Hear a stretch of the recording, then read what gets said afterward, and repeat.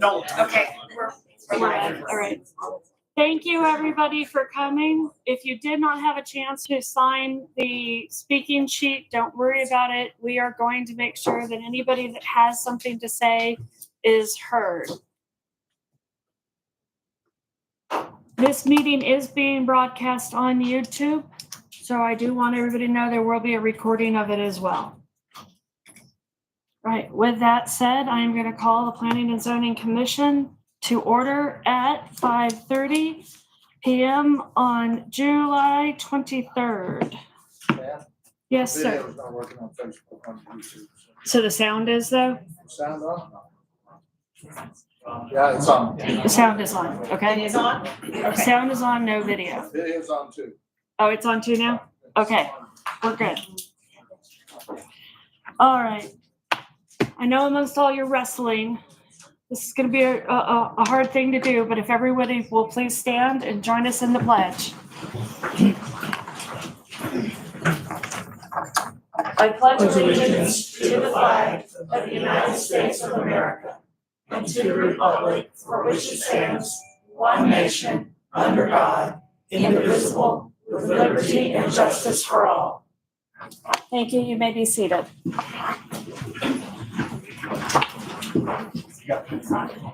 Right. Roll call. Rex Miller. Here. Megan Schultke. Here. Tony Gosden. Here. Pam Streeter here. And unfortunately, we are missing our last member of the commission, Greg Clanton. He had his brother passed away this morning. And if we would like to take a few moments of silence just to be grateful that he's had opportunity to spend the evening with his family over this time of loss.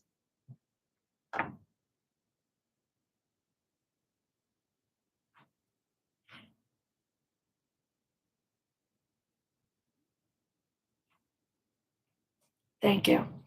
With 4 commissioners present, we are in quorum. And we are going to proceed with our consent agenda regarding the approval of the minutes from the June 25th, 2025 Planning and Zoning Board meeting. Has everybody had an opportunity to review those? Yep. Are there any revisions that any of you feel should be made? Nope. Okay. If there's no proposed changes, is there a motion for action on the approval of the minutes from June 25th, 2025? I move. Thank you, Rex. Do I have a second? Second. All in favor? Thank you. The motion for the minutes is passed 4-0.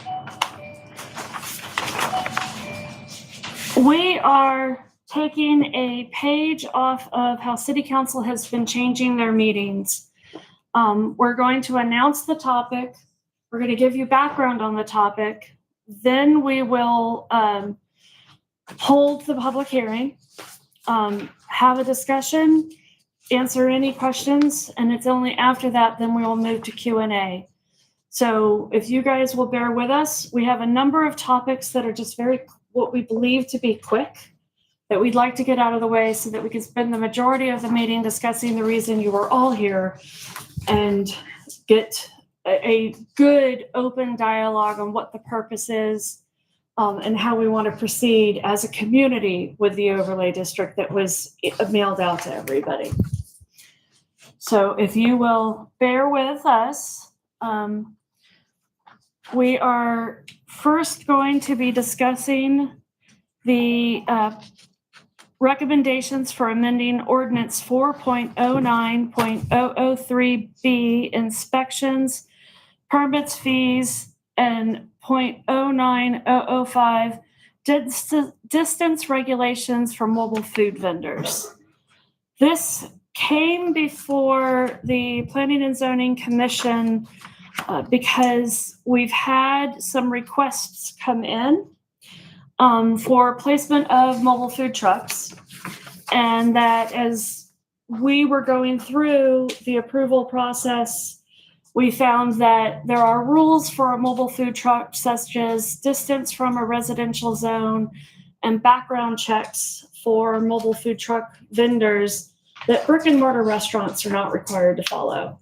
And in discussion with several members of City Council and our building office, we felt that going ahead forward and updating our ordinance to remove the distance requirement from a residential zone, and meaning that the food truck can be in a commercial zone with permission from the landowner, but there is a 200 feet distance that it cannot be within to a residential zone. But if you look at the majority of Highway 67 or even 144, our commercial and residentials are right against each other. So it becomes impossible for somebody to have a food truck in the majority of locations in town. Since brick and mortar restaurants aren't required those parameters, we felt that to be fair to all businesses, removing those parameters made sense. I'd like to open the public hearing on that discussion at 5:36. Does anybody want to talk on this?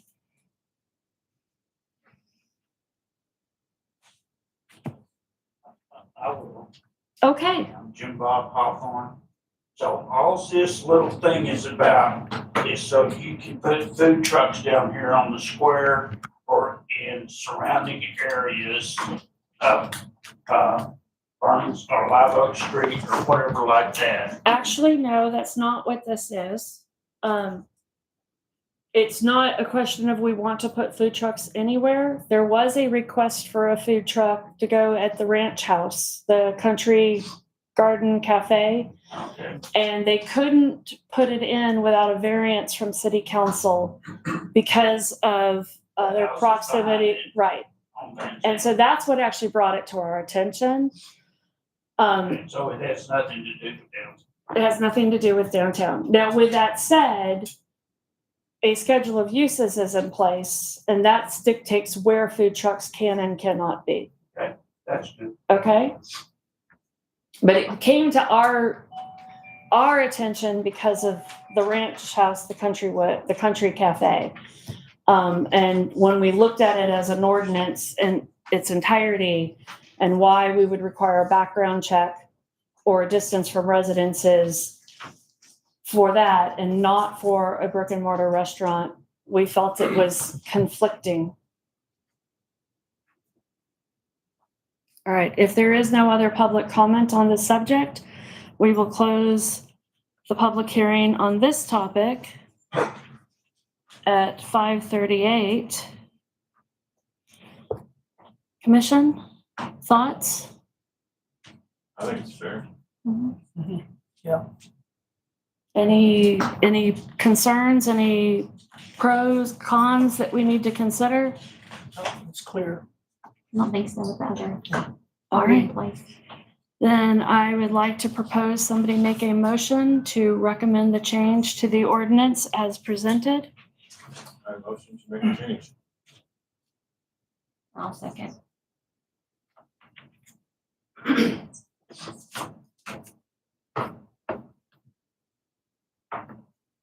All in favor? That'll be a 4-0.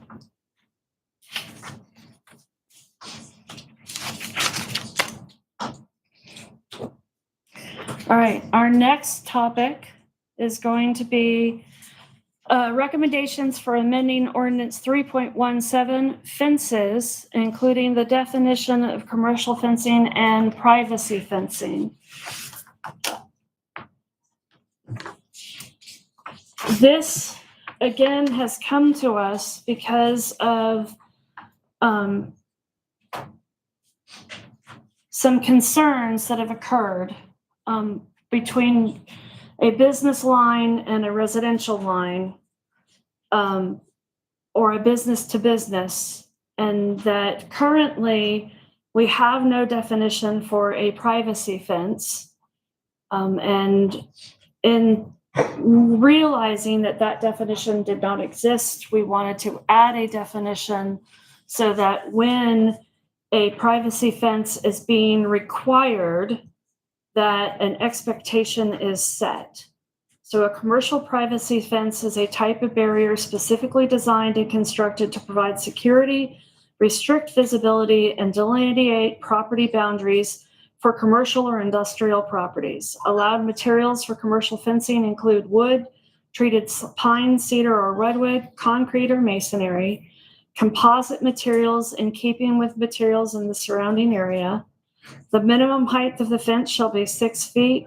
Additional height may be required based on site plans. The other change in that ordinance is that it states,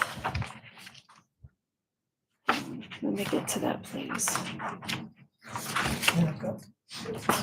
That a permit, here we go.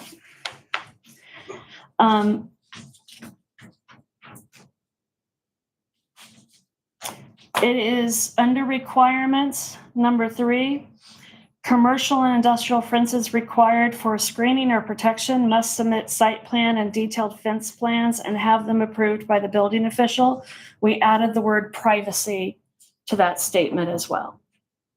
So it is now reading, commercial and industrial fences required for privacy, screening, or protection must submit site plan and detailed fence plans and have them approved by the building official. All right, I have a public hearing. We're opening the public hearing on this topic. Would anybody like to speak? Yes, sir.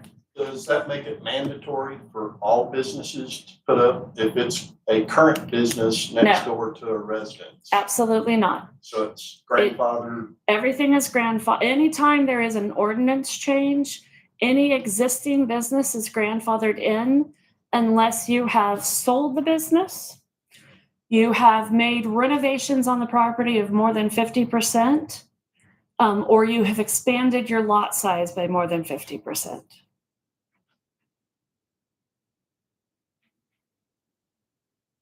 Yes, sir.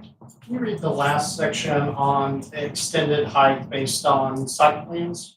Yes, it says additional height may be required based on the site plans. And that's going to be according to the building officials' Correct. requirement. So I would just encourage you guys to consider that the reason you're addressing this is to try to eliminate ambiguity. Correct. There's some right there. Okay. I think that leaves it very open to the building official. I think rules that are clear and set in place allow for things to be clear and not left up in the air. This doesn't show any requirements, what would require more height specifically. So, That is a fair statement. I think the reason anything would require more height is if the building that is the industrial or commercial building height requires a taller fence. I can come up with wording for that. Can you? Yep, I'll do Right. that. Do we want to motion this to approve as is and come back with a change? Or do we want to table this subject until we can have some additional wording for the subject? I say table. Table? Okay, Yeah, okay, well, right, I so- can have this in the next week for you guys. all right, perfect. All right, we will table the commercial fencing change until additional wording is provided. And we will bring it back at our next meeting.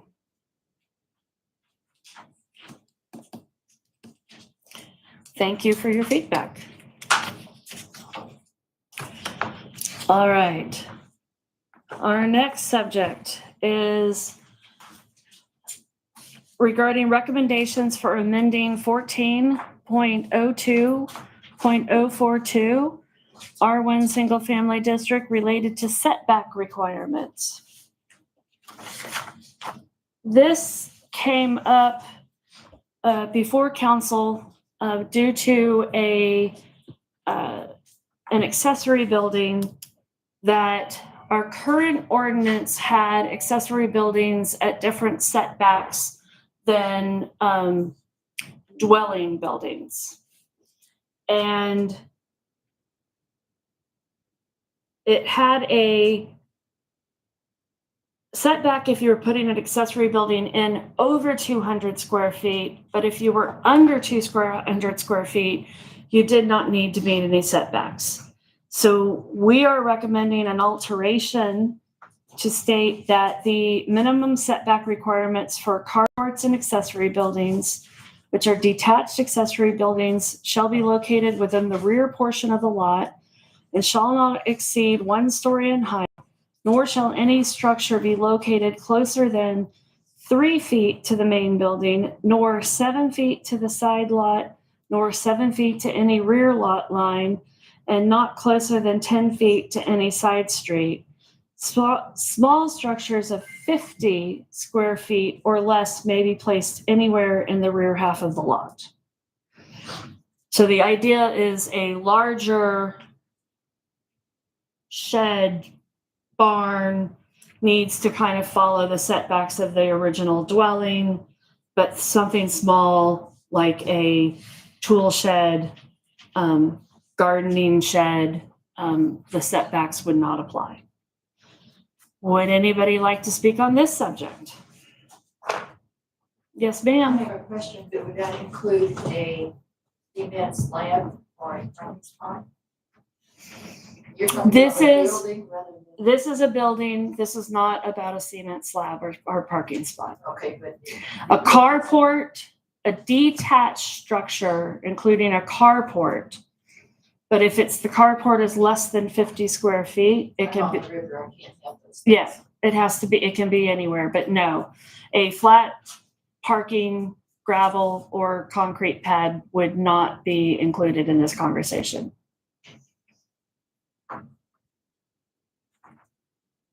All right, we haven't been opening and closing each public hearing properly. I apologize. So 6:45, this one opened and closed. 5:45. Thank you. I took my glasses off. I'm wishful thinking. All right. Any additional people want to conversate on this matter? Okay. Commission? I'm good. All good? Okay, may I have a motion? I move, we approve. A second? Second. All in favor?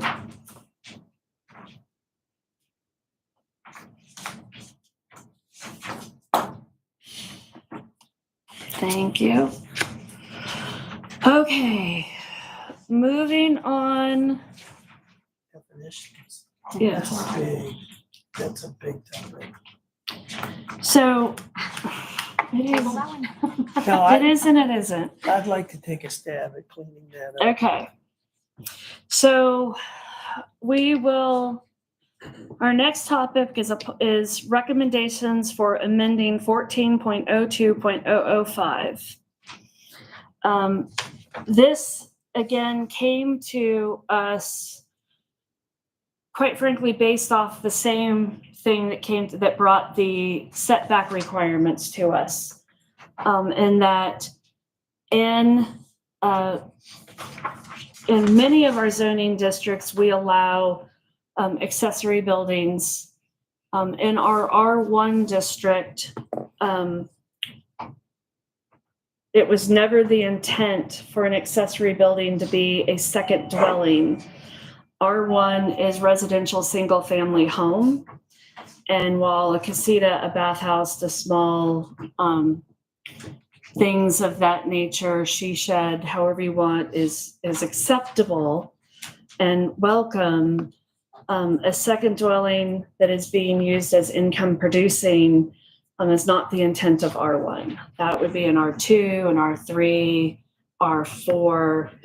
And so this definition change came before us in order to help ensure that the consistency of our ordinances is matching the intent.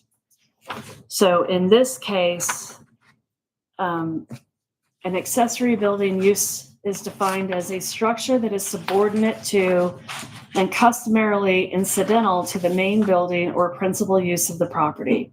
An accessory building or use is located on the same lot as the principal use and serves as a supported function. Examples: a garage, shed, or greenhouse on a residential lot, a detached guest house without a full kitchen, a home office, workshop, or storage area related to the primary use of the property. In commercial or architectural contexts, an outbuilding for storage or equipment related to the main business. Key characteristics of an accessory building is subordinate. It must not dominate the principal use. It's incidental. It will be a natural or customary addition to the primary use. Same lot. It must be located on the same lot as the main use or building, and then non-revenue generating. It cannot be used as a source of income.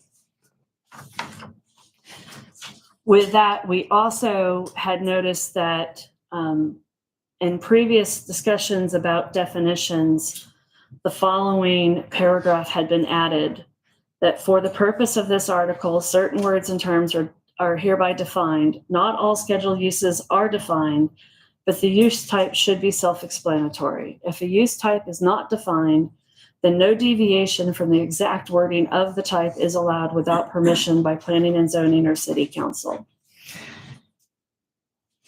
Those are the two changes. Yes, ma'am. I have a question, well, a comment, on the examples where it says a detached guest house without a full kitchen, a definition of full kitchen is needed. Okay. I think that is easily explained, that a full kitchen is water, cooking, Or like if they're oven appliances, or is it just like I can have a hot plate? no, see, a hot That's the plate, question. That's- I hot see plate what would you're not be, so it would typically be a stove, oven. But I guess we need to define We that. need to define Sink. that because Okay. it will be a difficulty in permitting. Yeah, and Okay. improving it. So stove, oven, sink, refrigerator. And so if any one of those pieces are missing, it would not be considered a full kitchen. I think it would be stove and or oven. That's the key trigger, is the oven. As long as it's a clear I definition. think really the oven And are we is, trying to just get away from an Airbnb being in somebody's backyard? Yeah. Because there's mini fridges and there's hot Yeah. plates and there's microwaves, but the big trigger is the oven. should we want to say stove and or oven, or just say oven? Whatever. You also And- have like the conventional ovens and all of that, so you need to define it very clearly what you're defining a full kitchen. Now, see, to me, because most of y'all know I'm by myself and I'm an out person who eats out. A full kitchen to me is a microwave, a refrigerator, and running water and the coffee pot, okay? That's a kitchen, even though I really know that it requires a stove, a refrigerator, running water, a dishwasher, Like I said, or like kitchenette hand wash. I mean, versus you're a gonna have kitchen. to define it very clearly. I agree. Yeah. Okay. Yeah, I'll That's where take a we've gotten stab at from. that. Okay. Yes. No livable space. Yeah, I mean, So we're gonna table this again and go back for some additional Yep. wording? Because I mean, ultimately, is there anybody that wanted to talk to this? Because we're saying like, if it's no generating revenue, that's like no Airbnb. That's not something you can have in your, right? Correct. Okay. But we still want to make sure No that we have additional it defined storage. right. Right. So I'll do that. we appreciate the feedback and we will take this back and better define it. Okay. Okay. We also need to clean up these definitions. Yeah. These definitions are just brain dead. All right. There are a few items on the schedule of uses that are not related to the overlay district that everybody is here for. So what I would like to do is get those few items out so that then the majority of this dialogue is about our last agenda item, which will also come back to the schedule of uses as part of that last agenda item. So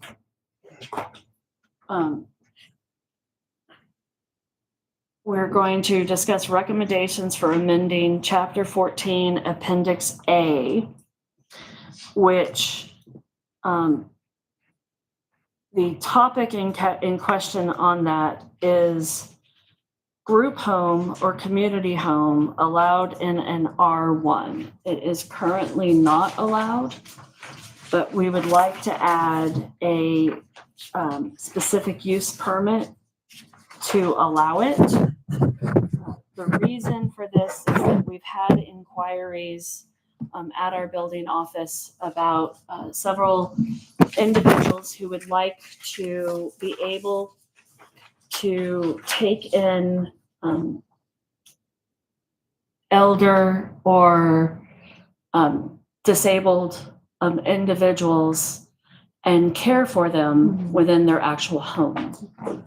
And currently they cannot do that. And looking at the majority of other small towns, that is something that many people would rather have their family members being cared for in a private home as opposed to large public facilities, or when there's public facilities not in existence, that a private home would be better for them. So would anybody like to discuss this? So what are you gonna make them be licensed? There is up to 3 rooms does not require, wait, what did we decide? They did. I mean, So assisted living is maximum of 3, Correct, and they don't have to be licensed by the state. correct. So you would have to also amend the use for assisted living to need a use permit. And then I'm not quickly finding a definition of community home, but group home definition says it does have to be licensed.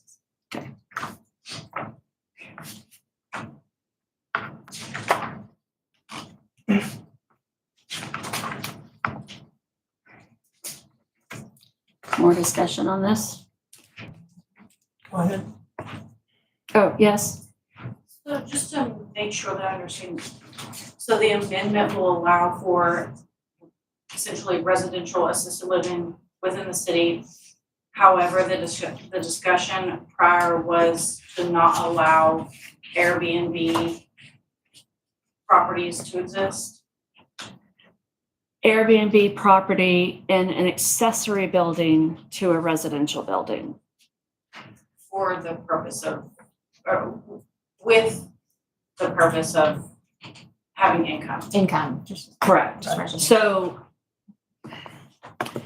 if you are taking the main dwelling and utilizing that as a income producing property, such as an Airbnb, VRBO, that is allowed with a special use permit, a specific use permit.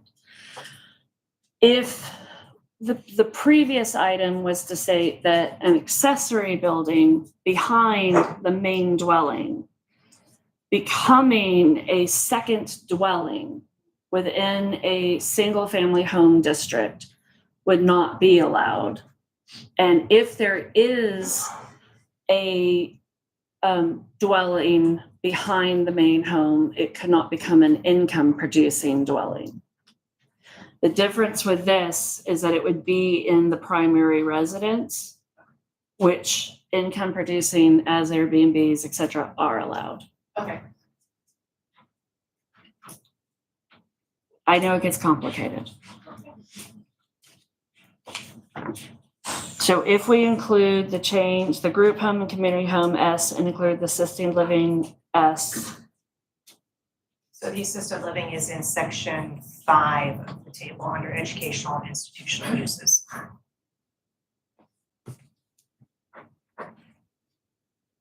Is it clearly defined? Assisted living facility,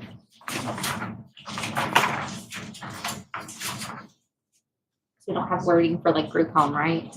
Assisted living facility, yes, is defined. And it needs a license. Assisted living does not need a license. So according to our definitions, we just say a private facility that provides care for chronically ill, aged, or disabled persons who need health supervision related to care, not including hospital care. There is state law that says if it's 4 or more, you need a state license. If it's under 4, you do not need a state license. So we're not saying either way. We're just saying I assisted just living want to with the also use prevent permit. abuse too of that.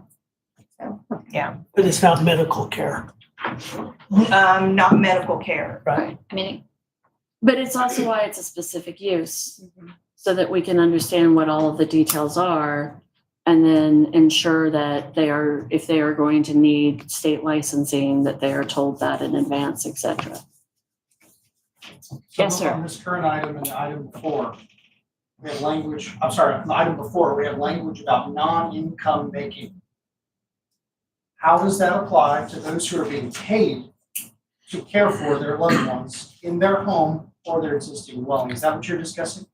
That's what we just actually discussed with this question. I couldn't hear from this. sorry, Okay. it's me.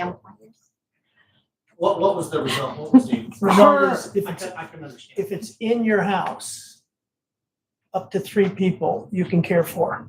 But we're not No, saying, no. He's going back to the income producing. We've said that the difference between the last item and this item is this is in the primary dwelling. Right.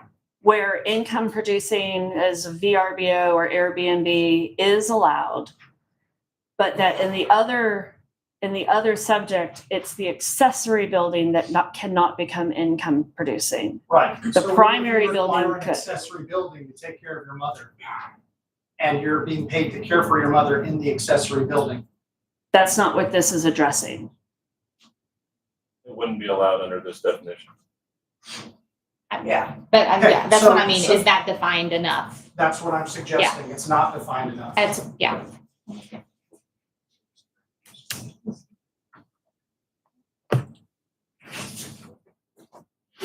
So to define this, we simply need to add the words primary dwelling. Yes. I would just be worried that someone would be like, oh, I'm gonna take these 3 people in, take all their money, put them in the back. And, I don't want anyone to be hurt by that also. No, You know what I'm absolutely. saying? No, Yeah. absolutely. Absolutely. I still tend to be, Yeah. the naive, innocent, rose-colored glasses person, and I'm quickly learning that I need to stop being that person. I have a question. Yes, ma'am. You comparing the VRBO business to the business of caring for someone? I am not. That was brought up by a question from the audience. Okay. So, So, I remember when I got a VRBO, or whatever you call it, I had to get a special use permit. still required. So would that be, along with that, is that a special use permit to use to Yes, house people? Yes. And that kind of thing? yes, that is what we are proposing. So that's a. But they would, they'll have to Yeah. come in front of us and ask Yeah, for it. They still would have to come in and ask for the specific use permit. They still have to then present their case. Got it. They're gonna have to, So y'all would be aware of. Yeah, who's in what home. absolutely. I mean, we may not be aware of the individuals, but we'll know that home is being Yes. used that way. And so that additional conditions would have to be met for And those it. are just my concerns for this town. Like, I want to make sure, No, nobody would and be doing that. Along with the definition, not having to be regulated by the state, my concern would be for the welfare of the people there, like That's Megan what I'm, said. yeah, So maybe that needs to be included in the definition, that we want them to have to be regulated by, at least have a health inspection or welfare inspection once a year. we can't override what the state law is. I guess I would like to know more about what is in the state, is that part of it? And we're just not aware. I don't know. No, if they're less than 4 residents, then they do not need to be licensed through the state. So they're not subject to state regulations.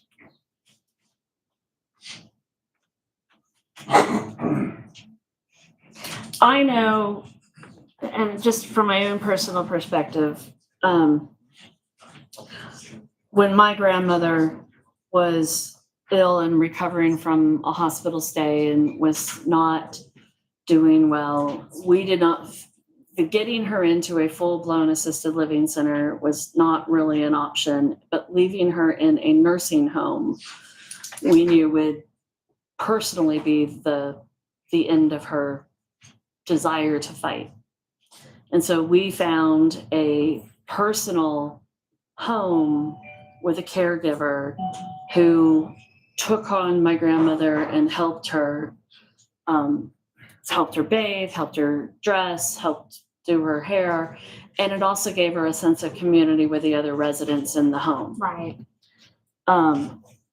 Do they require anything such as, the person who's doing the caregiving, to be at least have a CNA license or something of that sort? Because you're not talking about giving medical care, so you don't need somebody like me who's a licensed nurse. Right. But you need, if you're giving care, a Like CNA, pills, yeah. a med tech, I mean, something of that sort. Or are we just gonna allow you to suddenly take 3 people into your house and take care of them? Not saying you're not qualified, but I'm. No, that's what I agree. I'm just a little more. Most of them, there's no checkups. I mean, There's there's nothing at nothing. home. Yeah, If I you mean, got 3 I'm people, happy to just say that whatever. the person applying will have to have a CNA on duty 24/7, but I'm not sure. You can't do Can't that, do that. it's not a state law. Yeah, you can't do that. So you either have to look at this, are we gonna allow 3 or less? Or are we gonna say they have to have 4 and follow the state rate mandated? That's where you're looking at this. Okay, this is where I'm so glad this room has people here of all ages. I know. What do you guys feel? What do you guys see? Is this something that we should be doing? Is this something we should stay away from? I mean, That's a slippery slope to go down. I know, but I'd like opinions. I'd So, be hesitant putting my own mother in a situation where there's not regulations, at least on certain upkeeps of the home, especially with other people, and making sure that they're in a good, healthy environment, you know? But you're Well, aware of, but- and you would check on them, But but that's like your, some people won't. that's your due diligence, Well, right? of Okay. course, Yeah. for the facility to be able to keep up at least a certain standard. There's Okay. We've got Sorry. a Hang on, hand we're there, a gonna- hand there. and we then have this Melissa guy. back here and we had one in the back and then I'll come back up to you. Yeah. Right, I'm sorry, you? Is this only gonna be for assisted living, like elderly people, or will this be group homes, halfway homes? It would not be halfway homes. That is a different definition. So I see, so What about like a rehab facility? Because that could be medical, Yeah, that doesn't could be fit assisted the living. definition. So then you have- like a rehab center in the middle of the neighborhood. So the this is why we're so glad you're all here, to help us look at this in a different way. More and more, and look at it. Okay, Yeah. I want to just come back around to the other people with statements. Melissa? I personally think it's wonderful, because there are a lot of elderly people that can pretty much take care of themselves. They need a little bit of help, and there are people that are willing to do that. I personally would love to see homes that would take 3 people in, because you know that they're eating, you know that they're getting up, and they're not lonely. So you know if it's not Yeah. regulated? I, Yeah. Okay, well, that's why we're discussing this. All right, Scott? I agree with what Melissa said. It's a wonderful cause. However, there was recently some situations in Fort Worth that was on the news that were unlicensed homes that nobody was checking on. Yes. Okay, And it didn't turn out well for some of the residents. So who's gonna check on You it? don't want that That here. lives back as- all right, Yeah. go ahead. There was someone else here in the middle? Yes. I was just gonna reiterate what this gentleman said. My husband and my son are both firefighters in Fort Worth, and they've made multiple calls to these homes, and there are literally people living in the attic because people aren't checking on them. Okay, It's really not a good environment. It's not a good situation. These people are getting paid, and they're stacked. in okay. these homes. So- So That can- it may not be something that would be beneficial to the community. Okay. And everybody thinks grandma's being taken care of, and it's not necessarily the case. We have a lot of MHMR that's there, and nobody, they're on their own, and it's people that are not licensed, they don't care, they're getting a paycheck, and they stack those people as thick as they can get them. Okay. So that's my thing. Owen, you had a comment? I just think this matter requires a lot more research. Okay. I have questions about the number 3. I'm in my mid-30s, and for most mid-30s people, they may have 2 in-laws and their parents. By my math, that's 4 people that they may really appreciate the opportunity to care for. I don't know where that number 3 comes from. I think Lisa has a really good point. State law. My big question on anything that goes in writing is who will police this? Okay. And I don't see that in here yet. I think that also leads to more ambiguity Okay. and putting it on someone else, which I think is what we're trying to avoid is It ambiguity. becomes an APS situation sometimes. Yes, Yep. and Oh, and the reason I brought this up is you're talking about, you have two, in-laws and your parents, that makes 4. But if you took them to your home, that's a different, they're talking about having it No, we're talking about primary residence. for income producing. But if you Well, took what them. if I am paid to take care of my parents later in their life? Which you I've can't been in be, that situation. yes, So it needs more research before it comes Okay. before the body. on your taxes, you can. I got you. I think we just need to change it to No, 4 we more. immediate family shouldn't fall But under we it's can, that. regulated. the laws, oh, I see what you're saying, 4 more, so then it's regulated. But it's gotta be for an hour, and now we gotta talk about, are they in private rooms, you know? That's right. I Well, would say. Yeah, The criteria comes under the special use, so we can define under the special If use. somebody wants to do it, they can take it to one right now, right? Those will use 4 more, so we have a leg to stand on the Yeah, regular. but we can go down the rabbit hole of trying to look at every, If it's not, it is questionable in general. so let's table it, let's bring it back with some more research definition, see what other people I are doing. wouldn't mind looking into that myself. Okay. I'll put it out for that one. Yeah, I'd like to. all right, so we're gonna go ahead and table that. Our general idea is that we would, if this is to move forward, we would be looking at it as a 4 or more, so there is. I don't think that's what we decided. I think we decided we would go back Research it. and research it. Okay. Yeah. We are tabling that. Okay.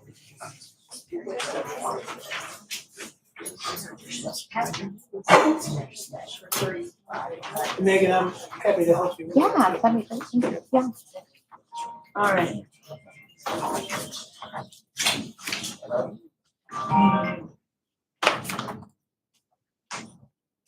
Okay,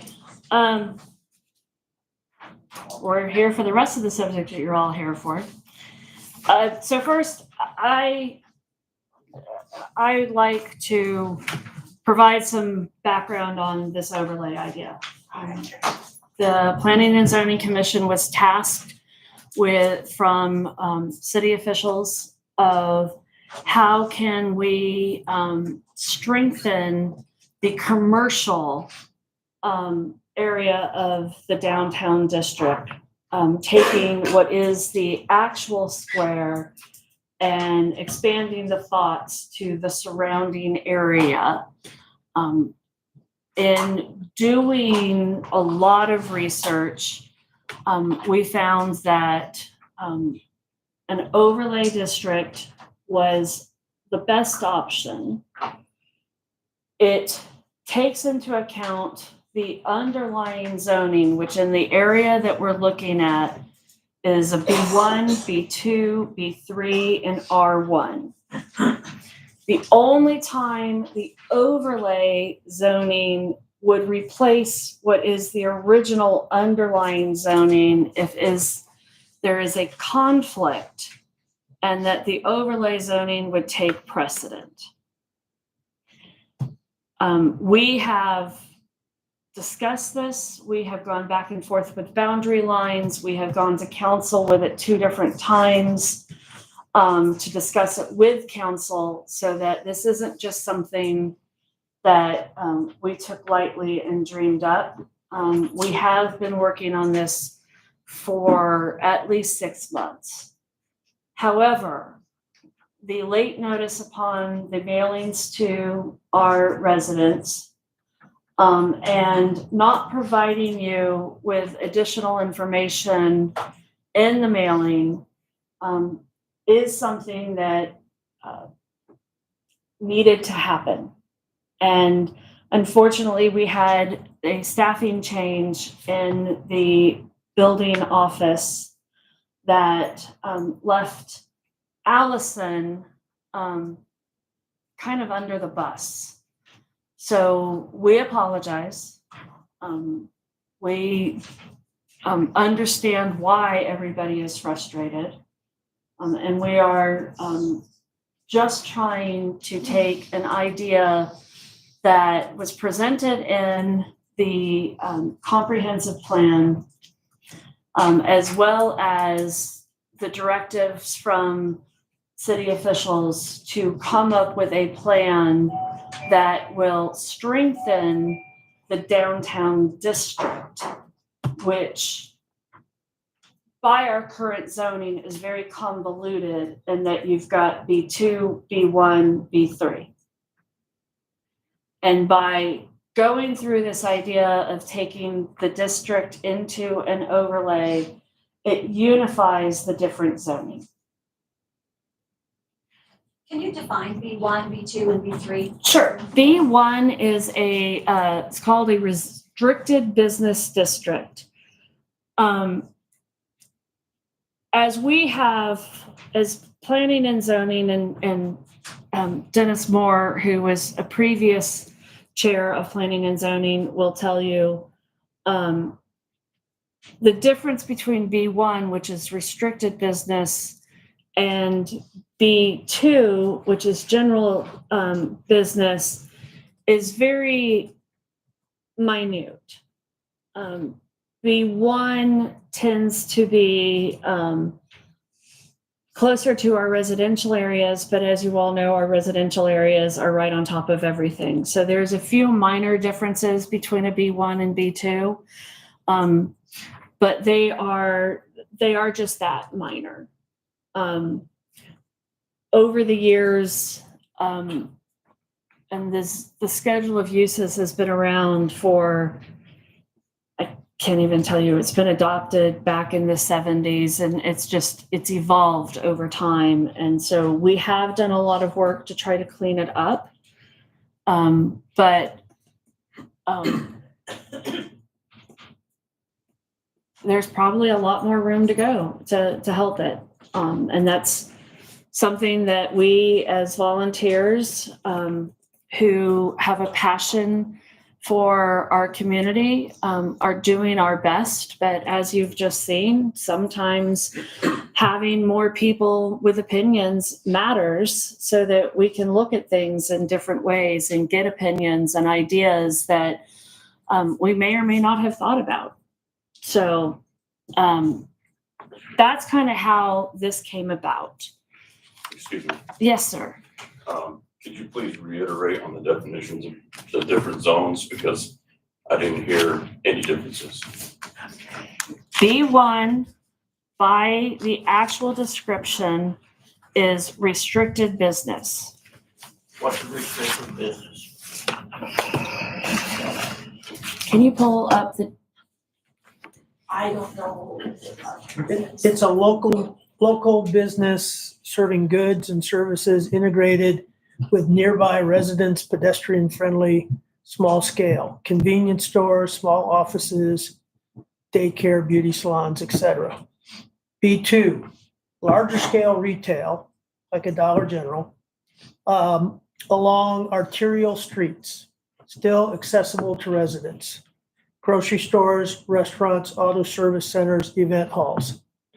B3, central business, interstate commercial, broadest commercial intensity. that's actually not our community. That's not ours? No. Okay. Our B3 is the historic square. Okay, so B3 is our historic square. B3 is historic square. So you're going through all this explanation on why you're doing this. I think the people here want to know what you're actually doing. Because this. I agree. That's I mean, next. You're giving too much verbiage and stuff. Tell people what you're wanting to do here. Because I know where I live,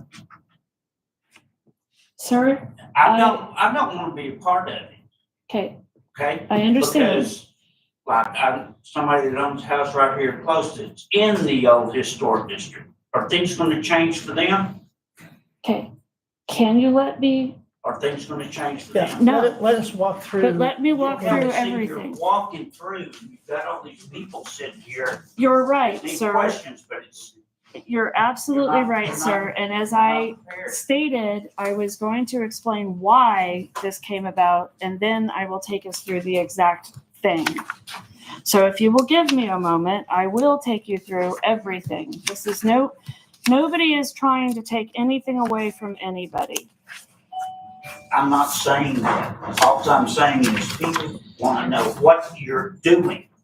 They don't care how you got here. They wanna know what you're gonna be doing to affect them.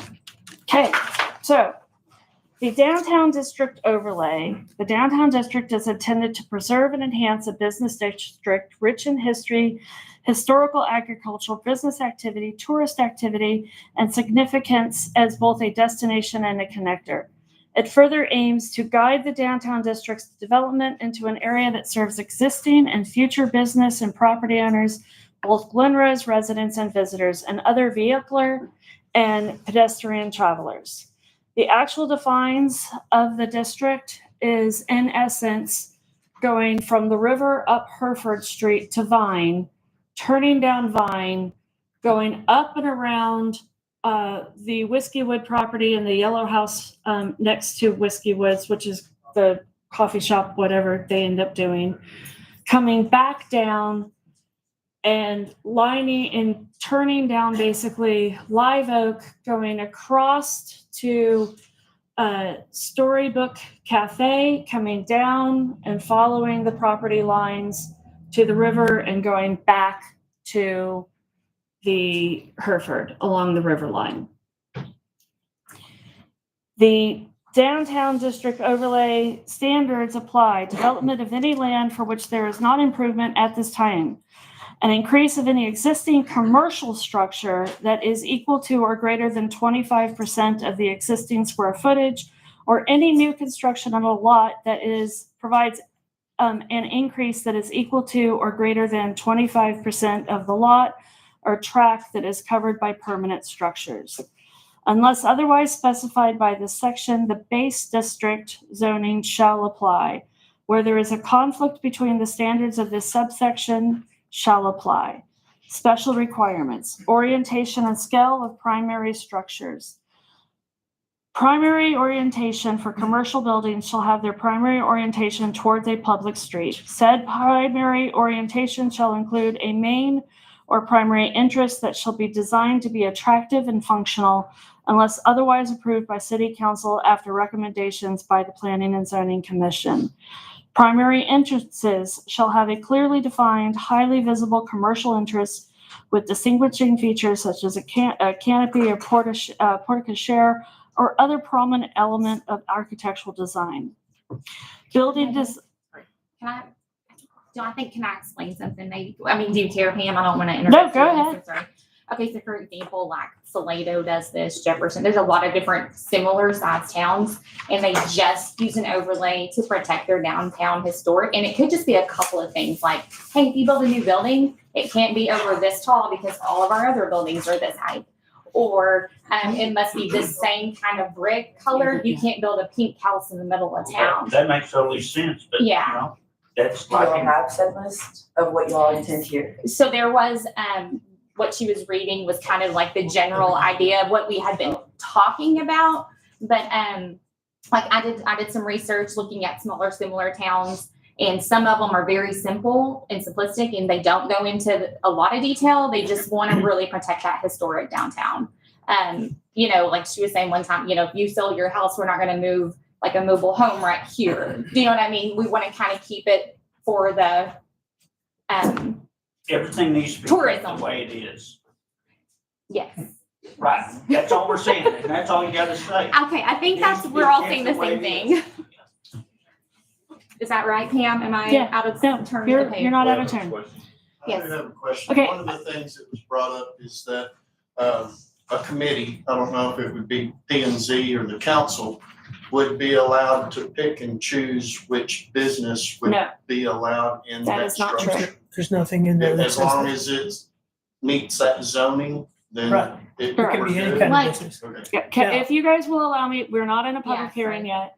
If you allow me to finish reading this, and I know it's tedious, but we're also going to go through the schedule of uses to kind of give you guys an idea of what changes are going to occur. What you will find really isn't that many. It's just about taking what is allowed on the square and kind of pushing that out a little bit further. I think that's the problem, though. We haven't known what's allowed. That hasn't been made public enough to people to know, I can do this, but I can't do that. You know, I didn't know there was an ordinance until I was told, you can't put anything out on the sidewalk, you know, that has to do with your building. We didn't know that. Well, So that's the thing, we need to know what these ordinances are. Okay, they're available online. Okay, but not everybody's got online capability. Okay, all right, all right. So, you know, that is a lousy excuse. All right? That The ordinance senior- was pre my time. The senior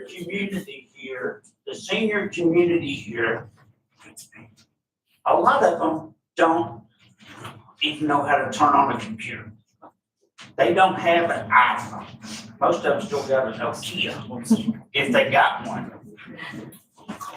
So that's a lousy excuse. And just like this meeting here tonight, and I'm gonna shut up and I'm gonna leave. If you had provided decent information in this mail out, Right. half of these people wouldn't even be here. We agree. Correct. We agree. We Sir? created a circus. Sir, We that agree. was why You don't I have to call me sir. I'm sorry, I am a believer in showing respect for any individual that I Well, don't know that's their fine, name. and I respect you. So But the I- thing is, you're right. You're not prepared for what you're doing. And it shows. This is embarrassing.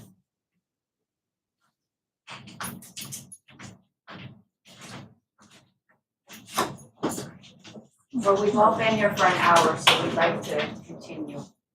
Pam, could you read through could you continue with what you're reading so that we can get to the Q&A? I think that's what you had requested before. I Correct. think it's helpful information to us. All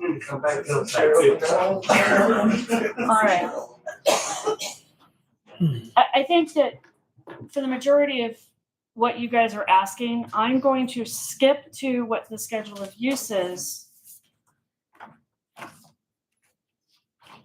And then we can come back to the language. So our schedule of uses is divided into a number of different sections. There's industrial, there is basic infrastructure excuses, there is educational and government, there's residential, there's commercial. What we have done is anything that was accessory utility, government institutional, or incidental uses, it stays the same with what it has been. No changes have been made. So for an example, an ambulance dispatch station is permitted in a B1, B2, B3. It would be permitted in this new overlay. A electric generating plant substation is required to have a specific use permit. It is not allowed in a B3, but it is allowed in a B1 and a B2. So we would still follow that. If the land you own was subjected to a B1 or a B2 zoning and somebody wanted to put an electrical generating plant in, then the specific use permit that's already there would still apply. I can go through and give like a radio or a television tower, schools. How about an office? So that actually goes into our commercial areas. And what we are proposing, and keep in mind, we are just proposing this. This still goes to council for final voting.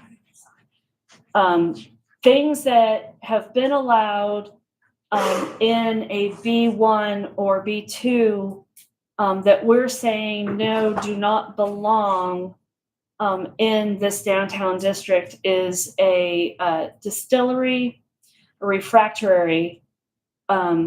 Those are larger manufacturing facilities. They're not smaller private brew pubs, etc. We have said that musical entrance and instrument stores are allowed in the square. That would actually continue to be allowed. Nightclubs and dance halls are allowed in B2, but their special use permit in B1 and B3, so it would be a special use permit in the overlay district. If we go down to personal services, those are allowed in B1, B2, B3, it would be allowed in the overlay. A pet grooming shop is allowed in a B1 and B2, but it's not allowed in the square, so we said it would not be allowed in the overlay. Yes, somebody had a question? I was just gonna, when you're saying personal service, you're talking about salons and all, or are you talking about like? Spa, tanning, massage therapy, permanent makeup, beauty, or barber shops. Okay. Are allowed or not? Are. What about someone who put in an office on the square? That is under a specific use permit per our recommendation. We are stating it is currently not allowed on the square. We are actually saying that with a specific use permit, it may be allowed on the square or in this downtown district area. I have a real quick question. Sure. So normally whenever an ordinance or change is being made, it's to solve an issue that's current. What would this solve today? If this was happening today, what would not be happening? I just don't understand what it's solving.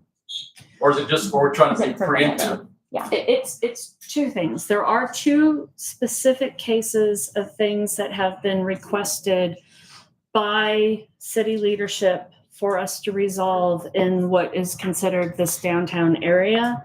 And that to resolve that means that it would allow or disallow something from Highway 67 or 144 or any of our other business arteries.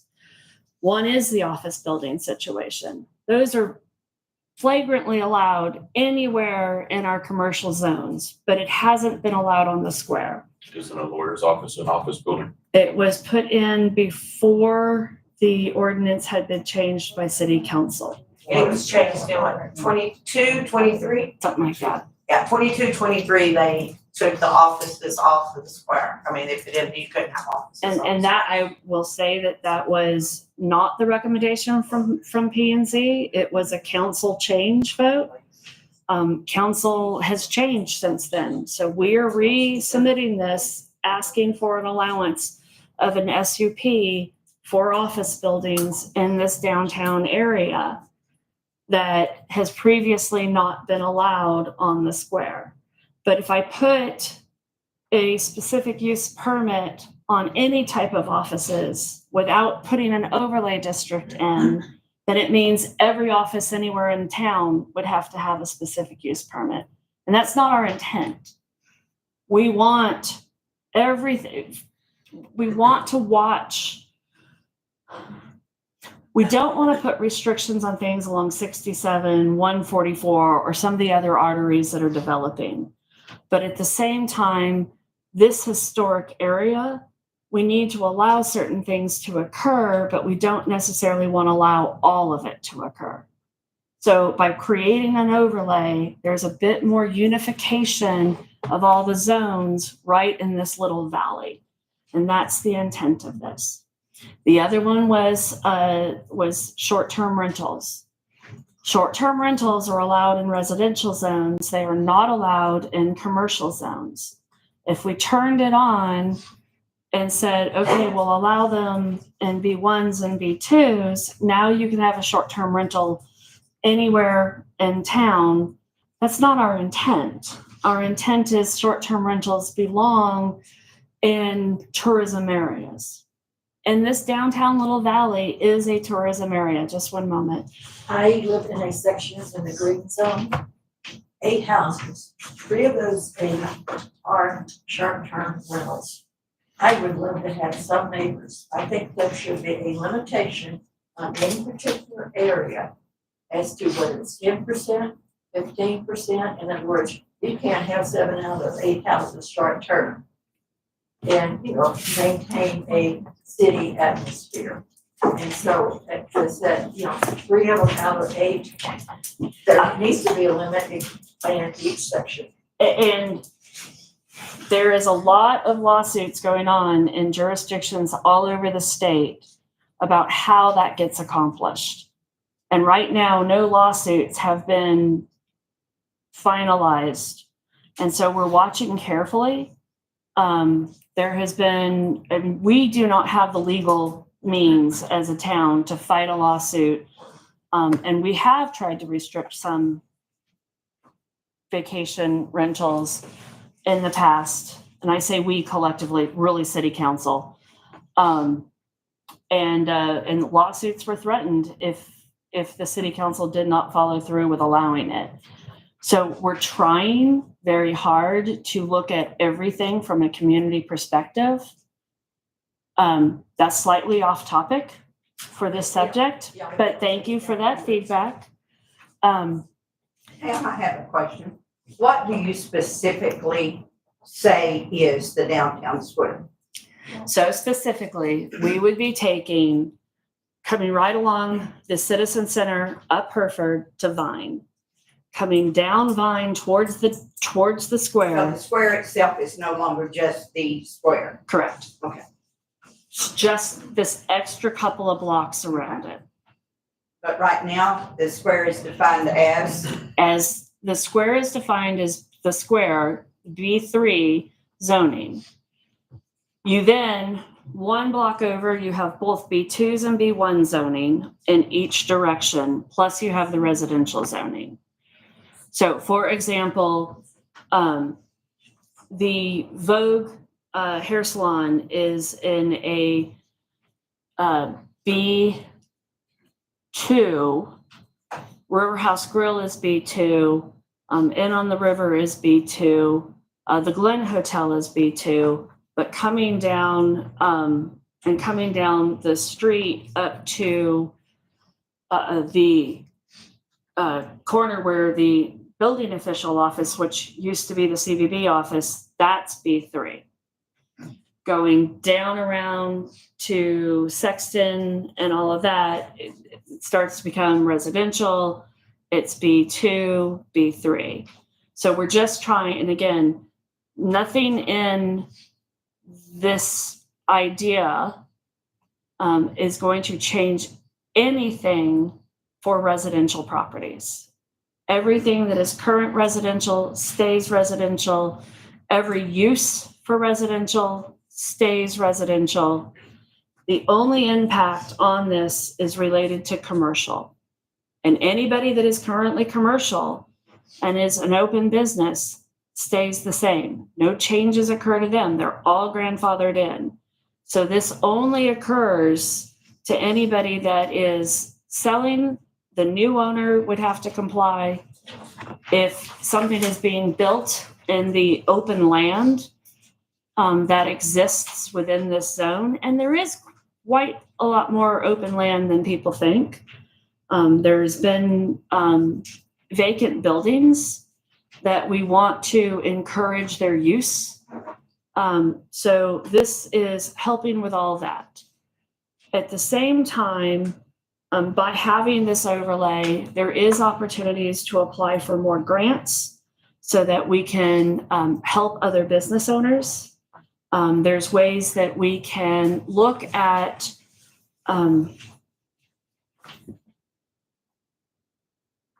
could we reduce fees if somebody wanted to make appropriate changes or things like that, like cancel fees and?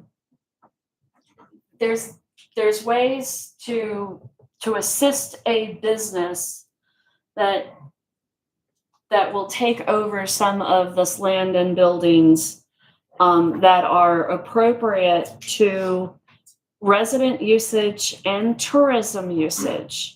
Because that's the key. Even if you're not in the tourist industry, the sales tax is generated by tourists as well as residents. And when you look at the industries that this town has and where the funds to our general fund, to our sales tax, it's primarily coming out of tourism. It's not to say that there isn't other industries in town. It's to say that when you look at retail, you look at our restaurants, you look at our hotels, it's tourism and it's outside money coming in that helps support our community and lets us do the things that we want to do to help our residents.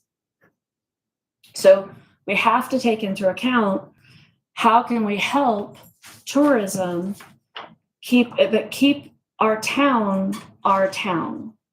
And so by putting some limits into what happens to properties here in the downtown zone, that helps keep Glenrose.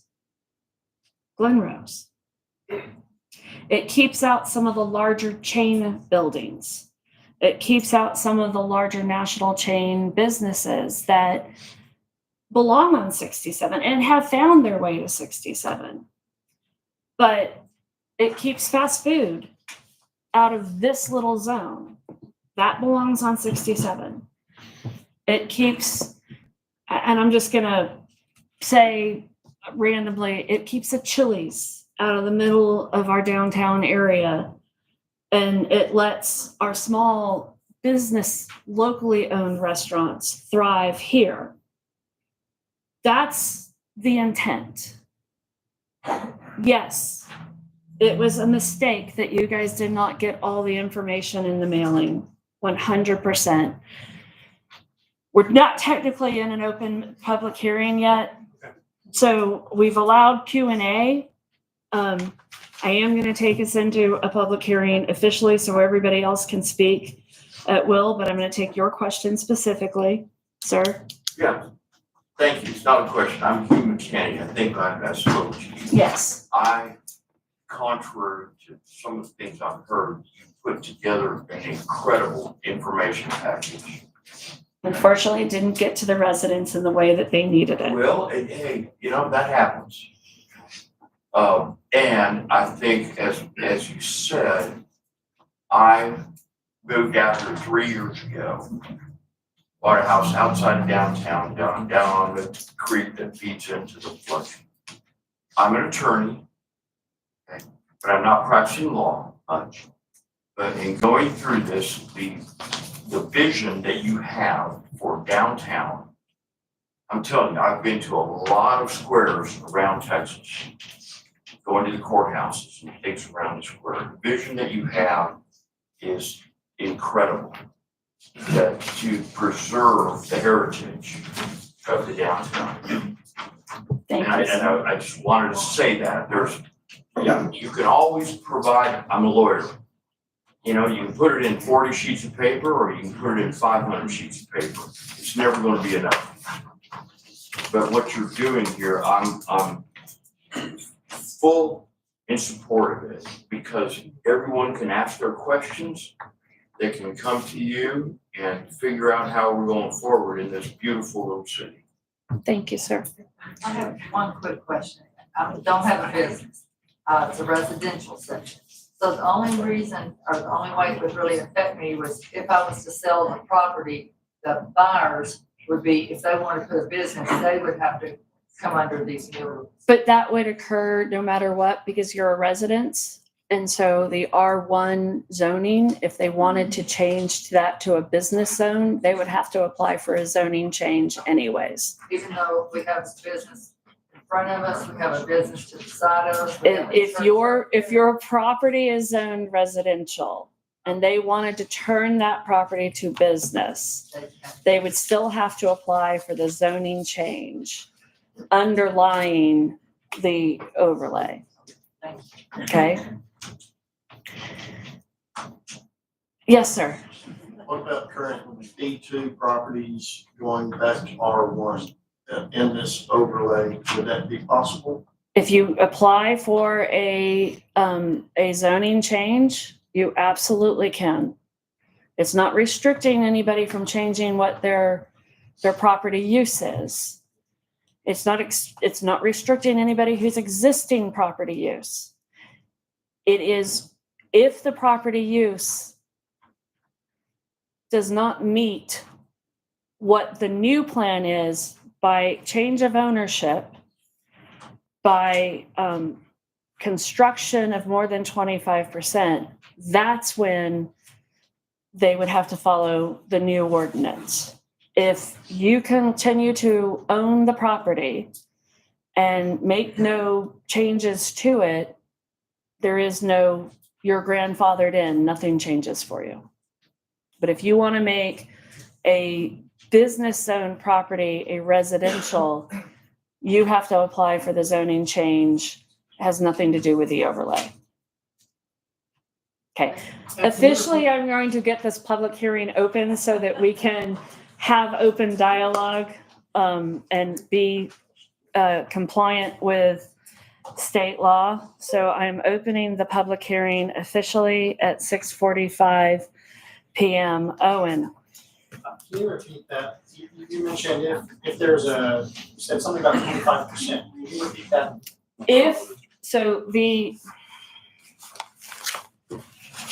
The language, and again, this is a proposal. If we're open to discussion, this isn't locked in stone. So none of our ordinance as a community is ever locked in stone.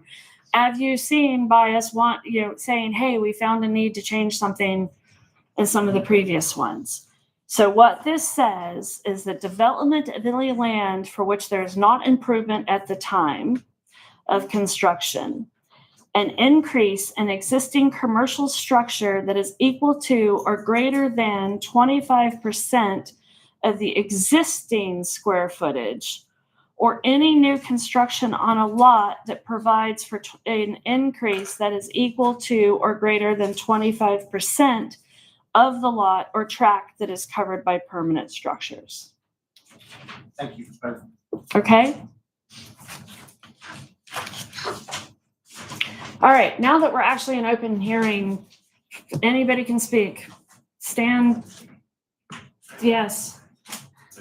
I graduated from college in '68, moved to San Antonio. My daughter ended up going to Denton, Texas Women's University, so we did the Metroplex. So we have been up 67 to 81, 300 miles to her in Plano for a long time. I think the sign on the city street out there in 67 is visit the town square. I did not see the town square until many years after that, about 10 or 15. I came up 144, wanted to look at my mother-in-law's family's cemetery in Palm Springs. And we turned right and found a house for sale on the river. Petrified wood, $76,000. So we got that in 2002. I've been here solidly for the last 6 years. I've seen the property next to the restaurant at Hereford and Bernard Street for sale, all during that time. The sign comes down quite a bit. I think that would be an excellent location for the city to build a 2 or 3 story, whatever your height limitation is for the city, for free parking, a sign on the 67 that says, come see our town square. We have free parking in our luxury building and come see us. The problem that I have encountered is working at the museum, that the regulations that y'all have put in requires building heights on the ceilings, on the additions that you may do. We have land next to that where we could build it. I have visited all the homes on the East Coast and the West that are historical, Johnson property. You go any of these 2 homes in Louisiana, Olana on the Hudson River, up on the Columbia River. And that's where restrictions are required on something that we may have 100,000 million visitors a day. I mean, they're the important people, homes of the presidents, Thomas Jefferson, and all those things. But to imply what you can do with a building that you want to build at a certain height, ceiling, etc., is not called for. That person wants to do a business, they have to approve the building, but we can have a height limit on, 2 or 3 story, people going up and looking different. But to require that it be rock or wood, I don't think that's important. Thank you. Good, Yeah. thank All you. right, next. On that, and I do agree, I own the building across the street, it's a piece of junk, I know, I'm kind of in the middle of that. What you guys are trying to do, it seems to me, is to make regulation, we already have things in place, there's already restrictions on how big of a building we can build downtown in the historic district. It's in the historic preservation, it's, the Secretary of the Interior says that it has to be to the scale of what's already there, so there's already regulations for that. And it has to be out of the same materials, those types of things. As far as what kind of businesses go here, we use the schedule of use for that. If you don't want an office like in my building, you just take it off the schedule of use. If you want to allow in B3 an office, you put an S.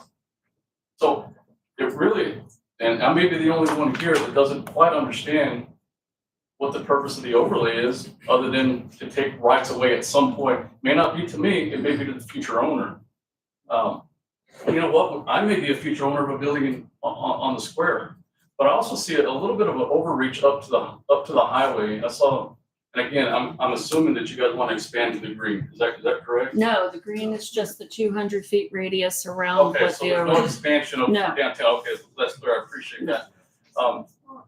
But ultimately, it seems like we already have a lot of regulations in place that can protect us and is protecting us.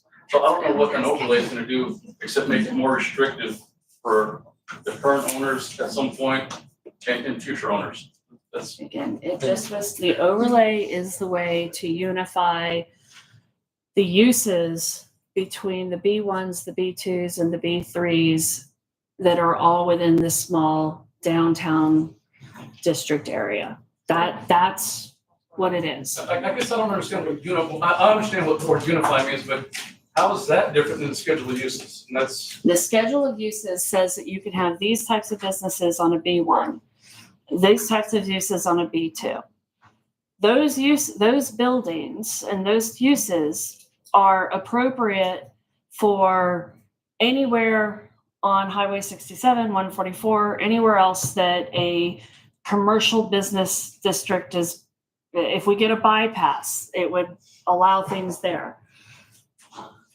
But some of those types of businesses, coming into this small, basically 6 block by 6 block area, not all of them are appropriate down here.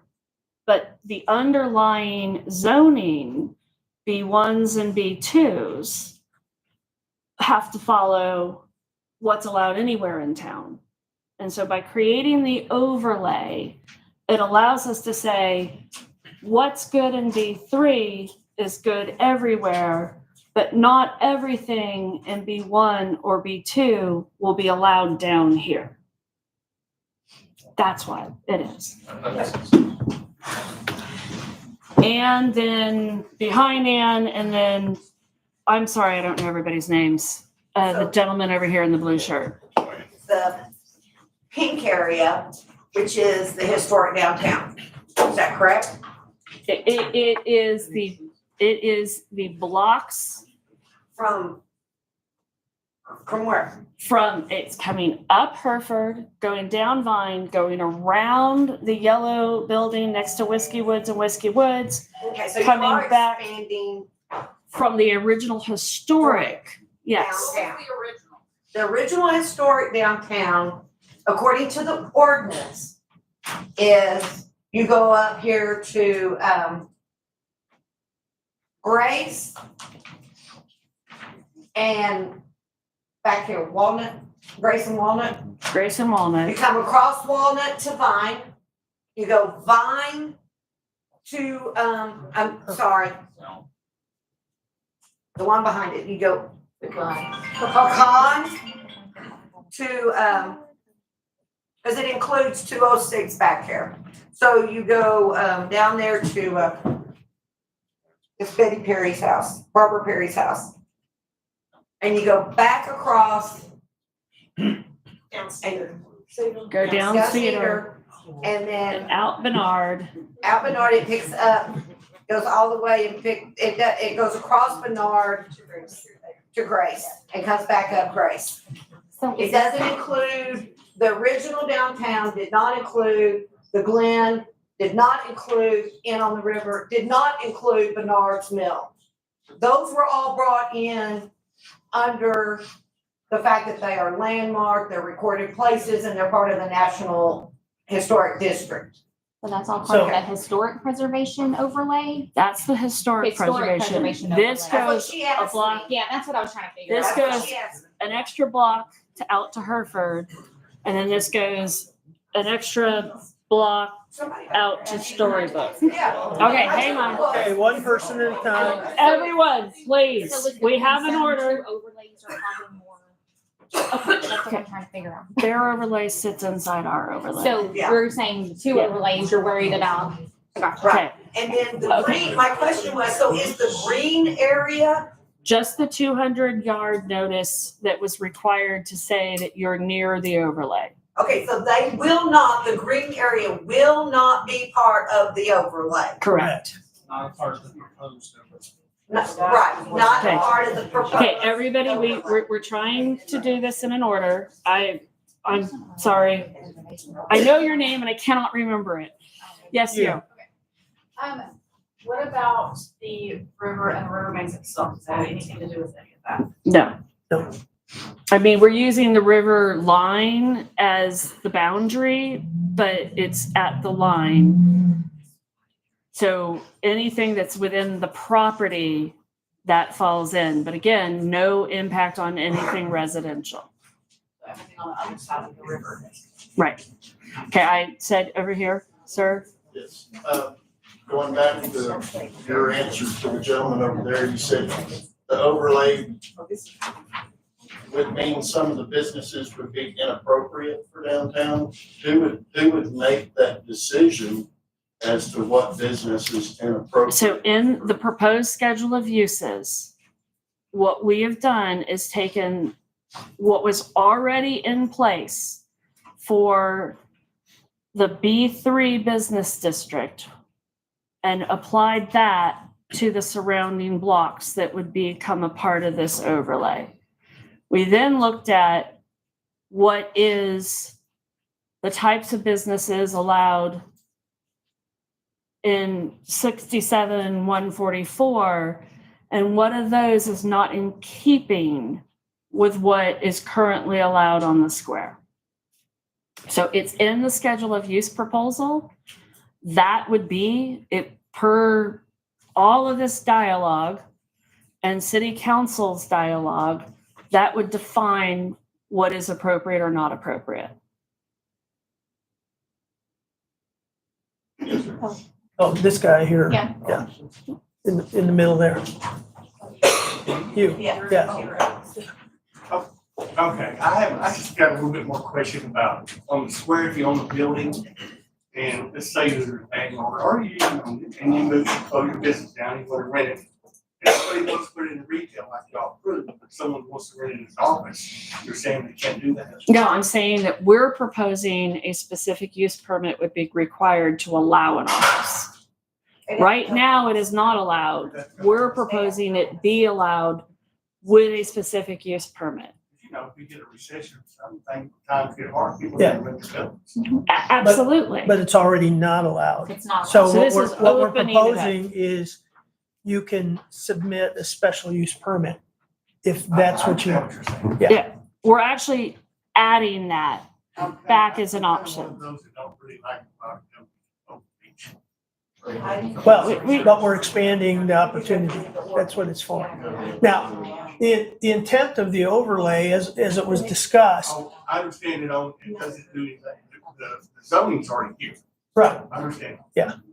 but there was a discussion about there's some parts of the town that logically fit within the feel, like Inn on the River. So, And so it was, how do we protect those areas that go over to Storybook? And what vehicle can we have? Because it's already just an organic part of the downtown. So that was the discussion that led to, well, can we use an overlay district to make a better definition of what's already here and what we already want to protect. So that was the conversation. Okay, so let me ask you this, so the city buys land, where are they gonna put it? Offices. Exactly. And event center. Yeah, and a community event center. Yeah, and a Community community center. center. Yeah.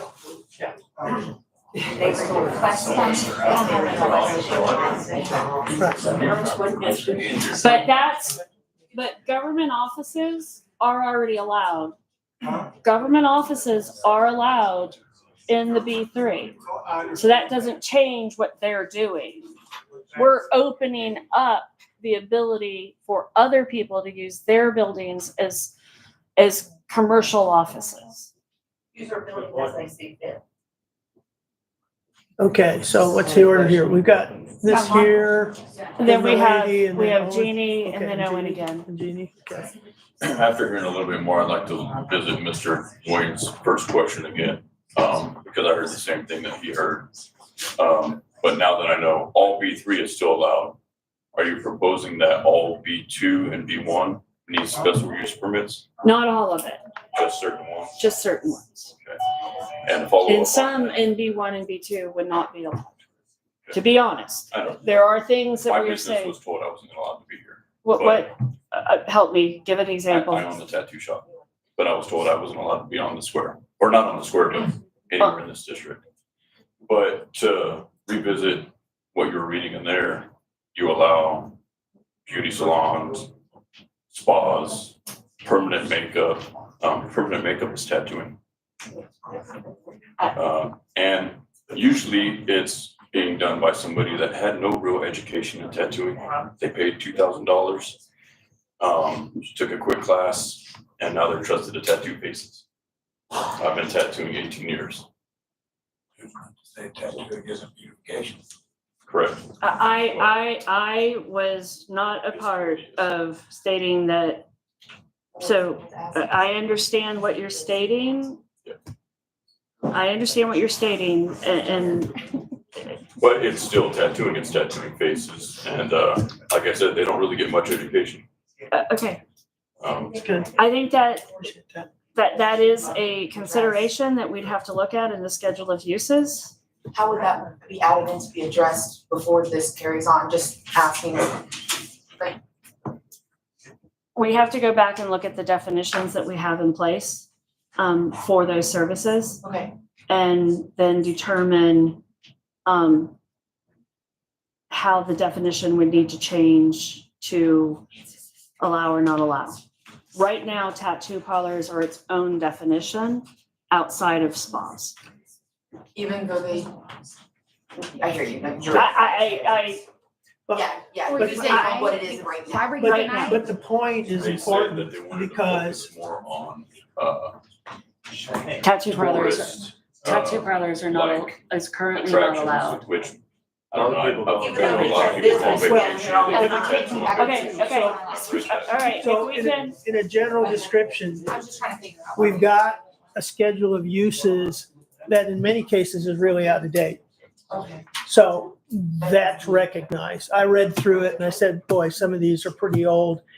And since, remote work and all of these other things, there's really some work that needs to be done to go back through. But these are things that have been in place for a long time. And recognizing that there's a lot of it that needs to be updated, needs to be easier to understand. I mean, I've been in the business 46 years and I read through it and some of it was That would to be readdressed or redefined here within our own, and if so, well then should that not be addressed first? Well, we're working on the overlay right now, but I'm taking in what I'm hearing and just saying, there's work we need to do on the schedule as well. there's work we need to do in every single ordinance that this town has. Because the ordinance has been developed over 40, 50, 60 years. In a lot of cases, ordinance were written and added in one spot, but it conflicts with an ordinance in another spot. Right. And so one of the things that is being looked at by city leadership is, can we bring some people in to really take our ordinances and not rewrite them, but to clarify them and work with planning and zoning and our building offices and trying to get, so that we don't have conflicts. Huh? Well, and that's where so I actually have thought that. Right there with you, because this has been talked about bringing an outside company in. I said they cannot change the ordinances. They can clean up and say, you've got conflicting arguments here and here. Which is the right argument? So you want the ordinances audited, basically. Right. That's And basically. if that's what they're doing, then we're all in. But to have somebody come in Very much. and rewrite our ordinances that has no standing in community here, that doesn't understand anything, we're like, no, that's not what we want. people that don't live here to do a job. So anyways, all right. I know we've had some other people. Let's come back. Jeannie, you had something? Just a second. Yes. To clarify for this gentleman, he's currently in business, he's grandfathered. Correct. Well, he's actually not on the square. He's on Yeah, he said 67. 67. Okay, He asked for downtown and was on the line. gotcha. Yeah. And there was a. Tattoo just at parlors the same time are, That was cheaper than where I'm at Yeah. now, and that's where I wanted to go. 1 minute, I promise.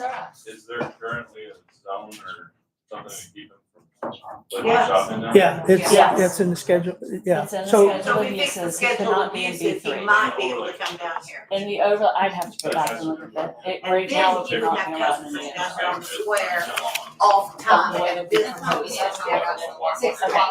Okay, everybody, please, we're trying to get all the feedback. We're trying to get all the feedback. So he has valid feedback that we're gonna go back with. We're trying to get everybody else's feedback so that we can make any alterations, so that we can go back to the drawing board, so that we can, something. So, sir, actually, Yeah. And then Jeannie was next. Okay, I just wanted to make one comment. There are some two-story buildings downtown. yes. And, basically, one of these buildings could be used for as rentals, would be short-term rentals. We have included that as a factor in the overlay. Or, I guess, an office. I think short-term rentals would bring security downtown, you could have people there at night. They would be, in your restaurants, et cetera. So I just wanted to make that statement. We've had a vacant upstairs building on the square for years. So I just wanted to make that. Nope, that was actually one of the considerations in the overlay to allow that. Ask, there is an expansion, you said, of the old historic district. Is Sexton Mill now in it? So the historic district is separate from this overlay. It's not, Jenny, it's not expanding the historic. So it is not in the overlay. The Sextons would fall in the overlay. But not in the historic district. Yeah, Even there's though- the preservation board's overlay and then our overlay. Theirs is this, ours is just a little So bit it wider. will be under these ordinances. That's but what- it will be in your overlay. And that's where I feel like we need to SB, make sure those SB3. are As the overlay. not, The overlay is not strictly allowing just B3. It is allowing B3 plus. Plus some Things from B1 and B2 that are appropriate to this area. Owen, And clarification, it primarily concerns, commercial mhm. properties outside of the historic district lines, the historic, whatever, preservation lines, okay? So under this overlay, and you kind of mentioned it before, for any other commercial business that is remodeling, addition to, building on their existing property where there's buildings, does that then come to P and Z for approval for their design? How does that work? No, the permitting process still follows the current permitting process, which it goes to permit request or go through the building office. Now, if it is a historic, then it still goes to preservation. But if it is outside and not considered a historic building, preservation is not involved. Now, if they needed a special use permit, it would come to us. Correct. So what would cause it to need a use permit, special use permit?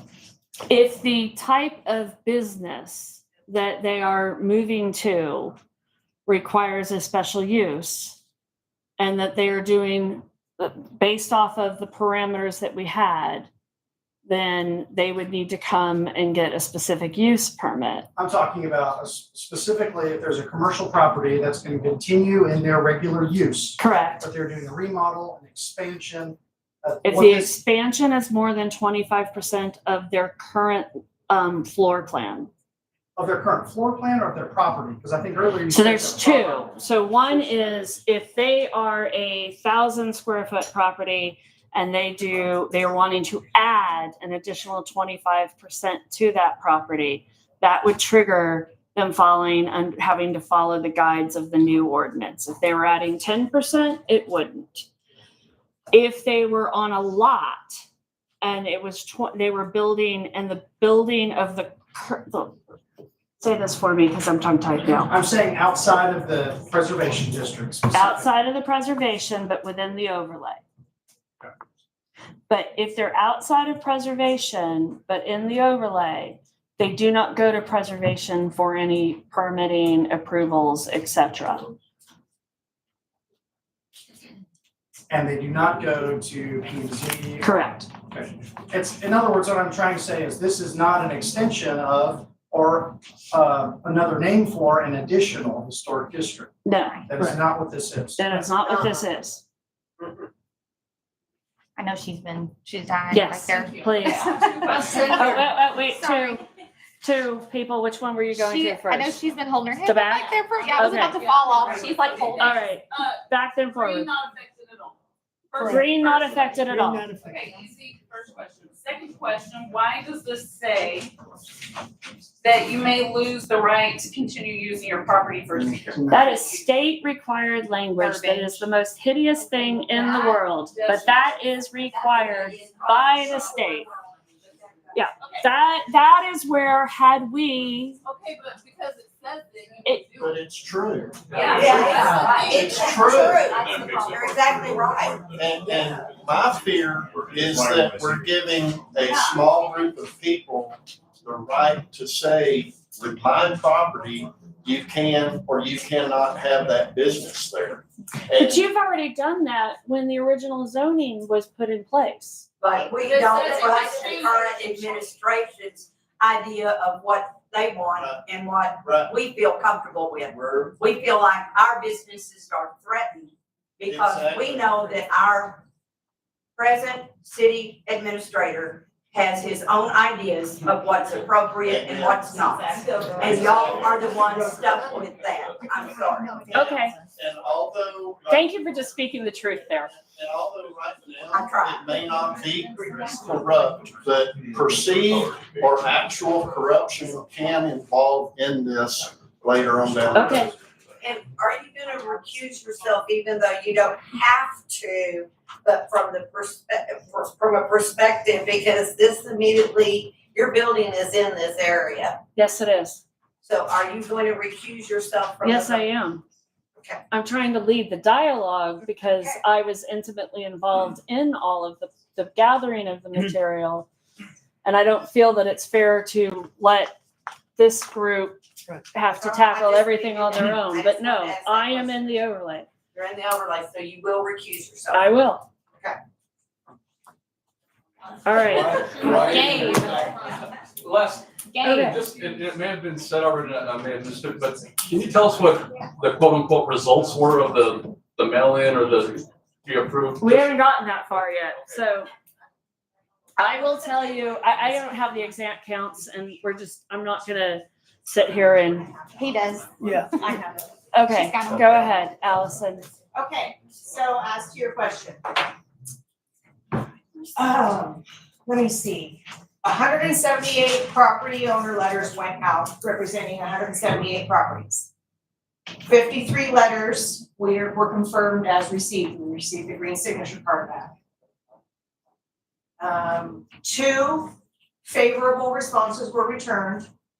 41 opposition responses were returned. What that means is to reach a 20% protest, we needed, in the 200-foot radius, the green properties, we needed 8.6418 acres of protest letters. We only received 7.547, so we did not meet the 20% in the radius. Okay, wait, stop.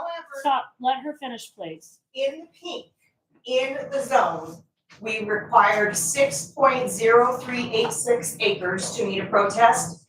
We received 7.762 acres, so we have a protest. So what that means is 3/4 of a vote of the entire board, whether they're here or not, has to vote affirmative to pass this on to city council. So that means all 4 members here today, because we're missing one, have to vote in the affirmative to move this to city council. Okay, so before we get down that road some more, what I have said openly on Facebook in responses to all of this is that we know that this is controversial.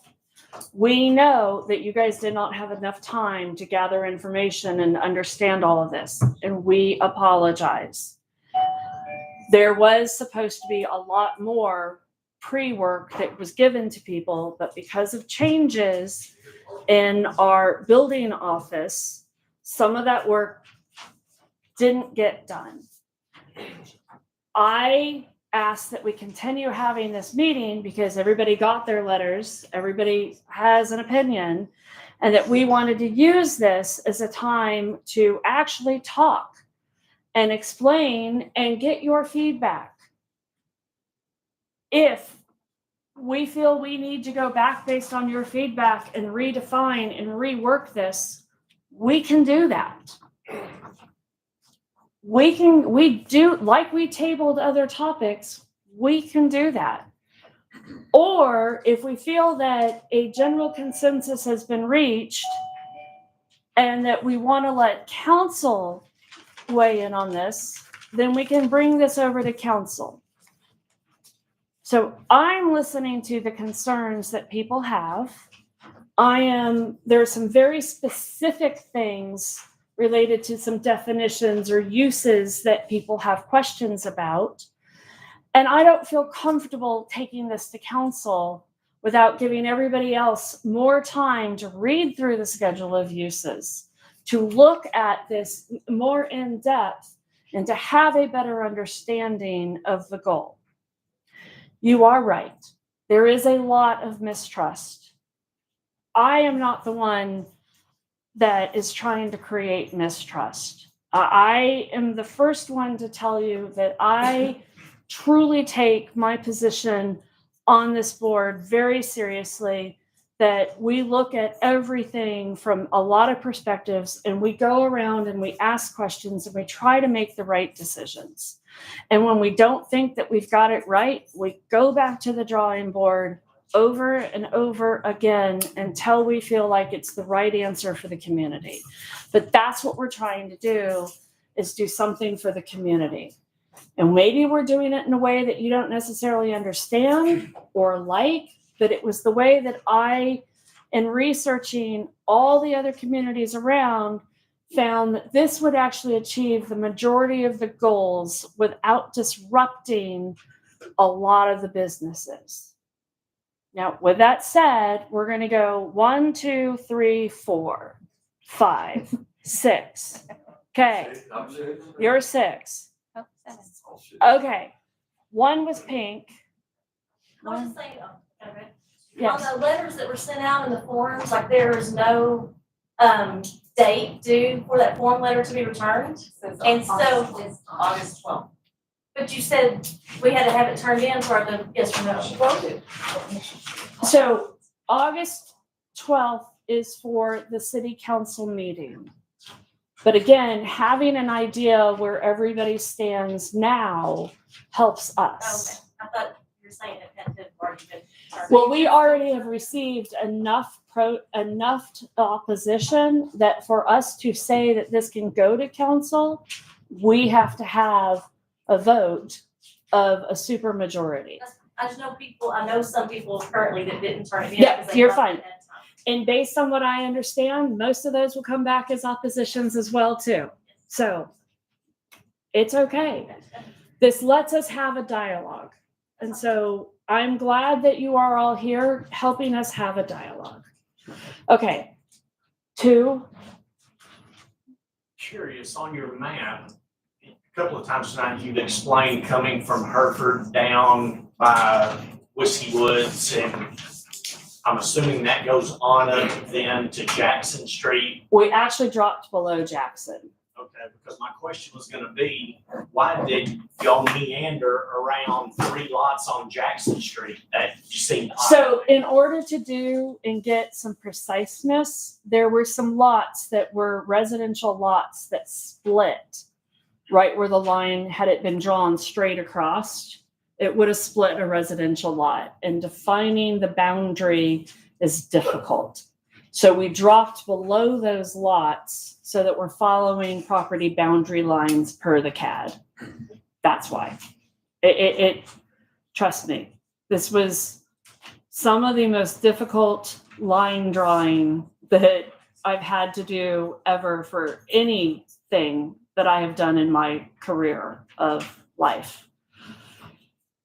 So we wanted to keep everything based off boundary lines, so there was clear definitions of who was in and who was out. Okay, up here. Yes, I am pointing to you. Okay.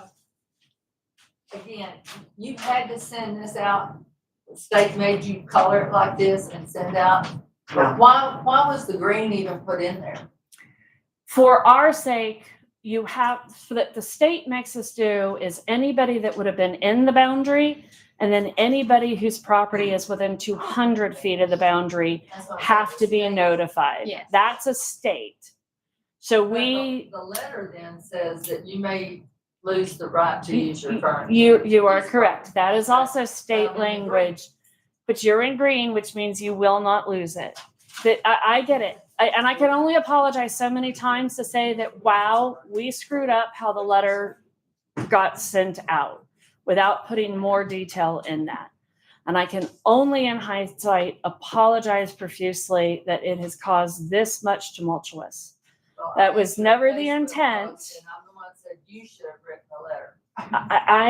I could have understood it. I but I still don't apologize. understand the green I- on there. So the green, well, because from a tracking standpoint of who's within the 200 feet, so that we understand what is the protest or not protest, that was how the map got drawn, so that we all understood who in and outs.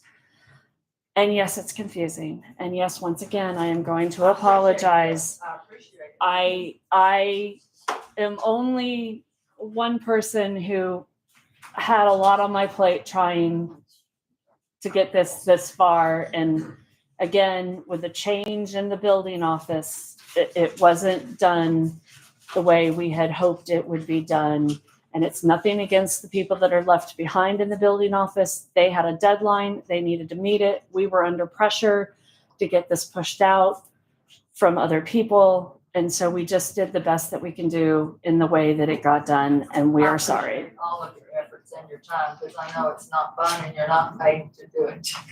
So, All right, Brenda, did I have you back in with a question? No, okay. I just feel bad that y'all are reaping some of the repercussions of the distrust for the current administration.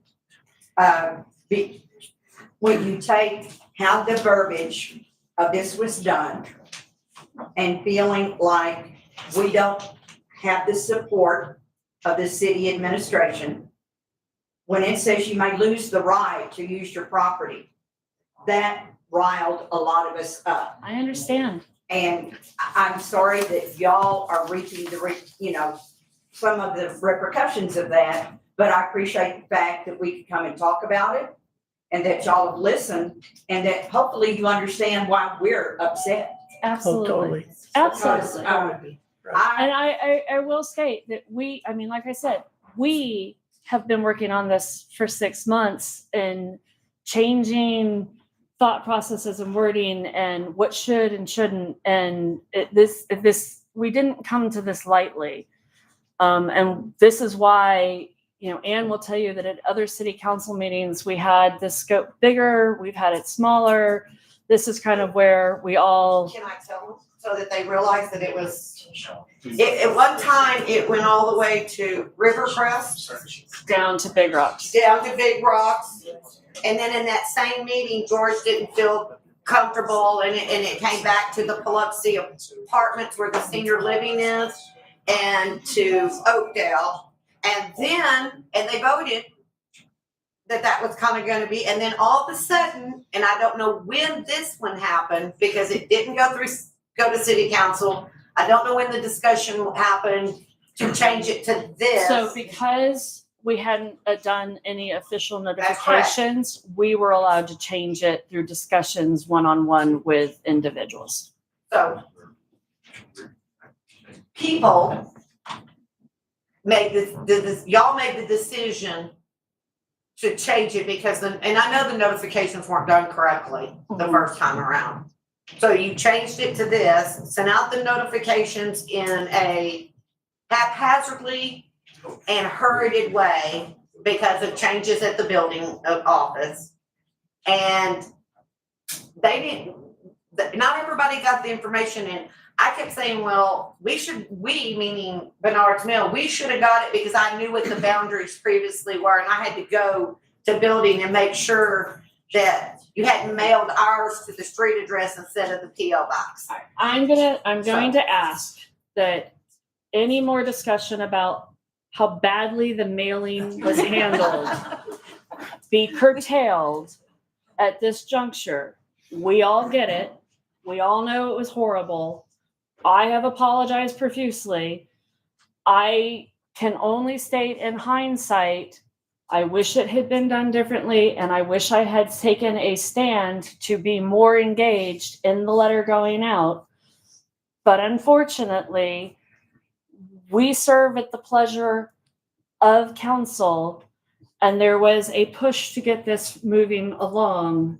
And so everybody did what they needed to do.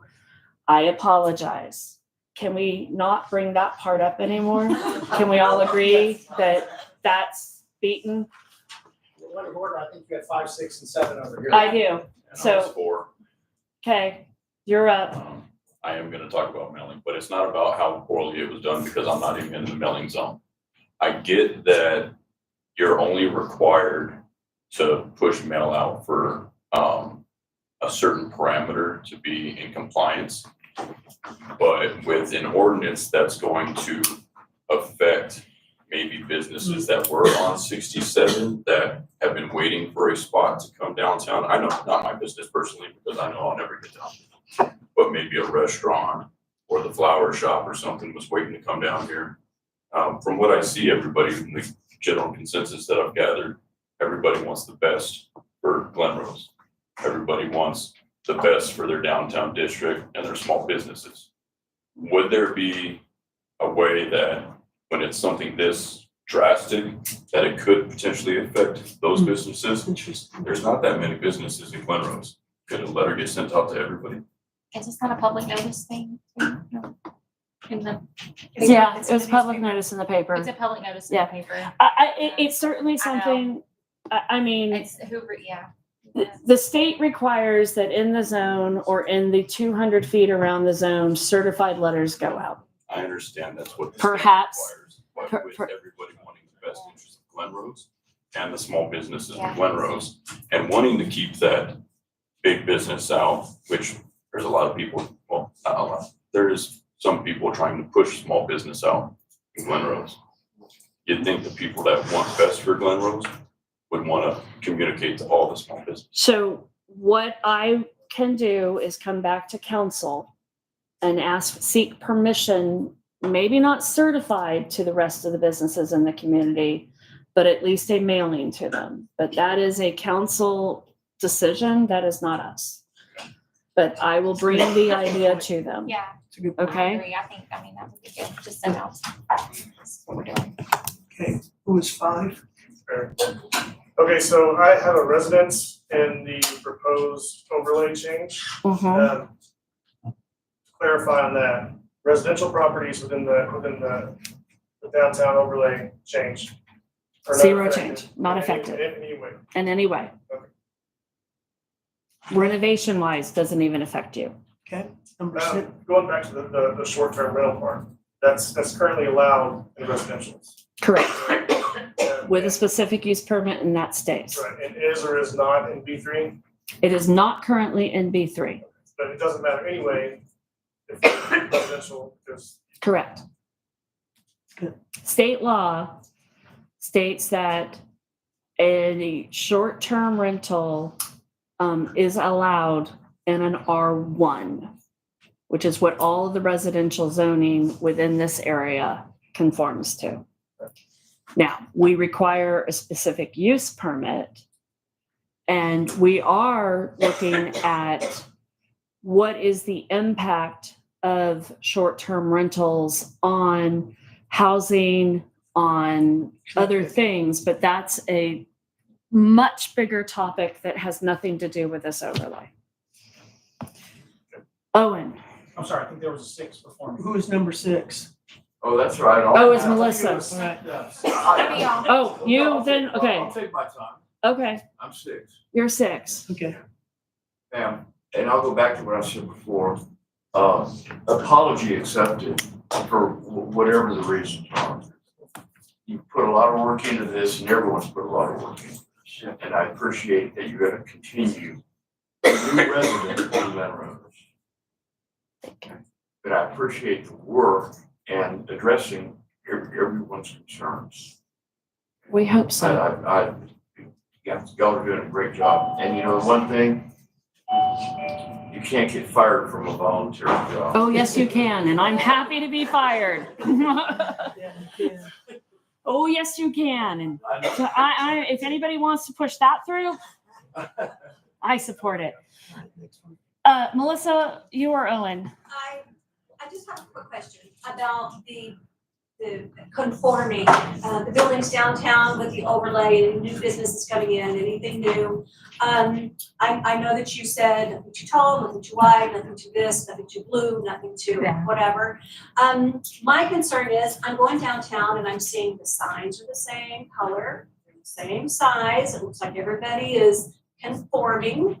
We're really trying not to make it that.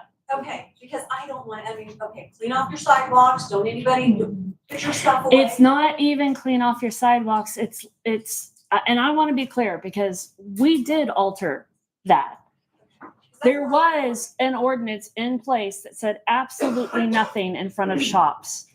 And with shop owners, we came in as planning and zoning and made suggestions that no, you should be allowed to have something out. You just can't make it look like a flea market where you're blocking the entire sidewalk. 2 feet. What can you fit 2 feet? A pump. Sure. But you can't block the sidewalks. Right, well, And that's what was happening. I'm gonna boldly disagree on all of that, but that's not my topic. My topic is about conforming with the signs and shape and the colors and the wording. Is that part of, is everyone's gonna have to have the same No. look, the same No. everything? No, We don't know. no. I just don't want. This, we are not in any form or fashion trying to Stepford wife this place. That takes away Glenrose. Good. The one thing that we had stated was that brand new metal structures, modern metal structures, not a historic metal structure like Sexton's, but if you were to come in and build a brand new metal structure in the middle of this area that looks like a metal shed, it would be frowned upon. But would that be disqualified or just frowned upon? Our exact, no. I'm. Should have flowers all over it if they want to. Or something that looks individual and uniquely their own if it's their store. Let me. Page 76. Thank you. 7. Did it, ladies, as you're leaving, was there any comments that you wanted to make? No, we were really just concerned with your business may not be. Okay. The use Yeah. change. Okay. Thank you. Suburban.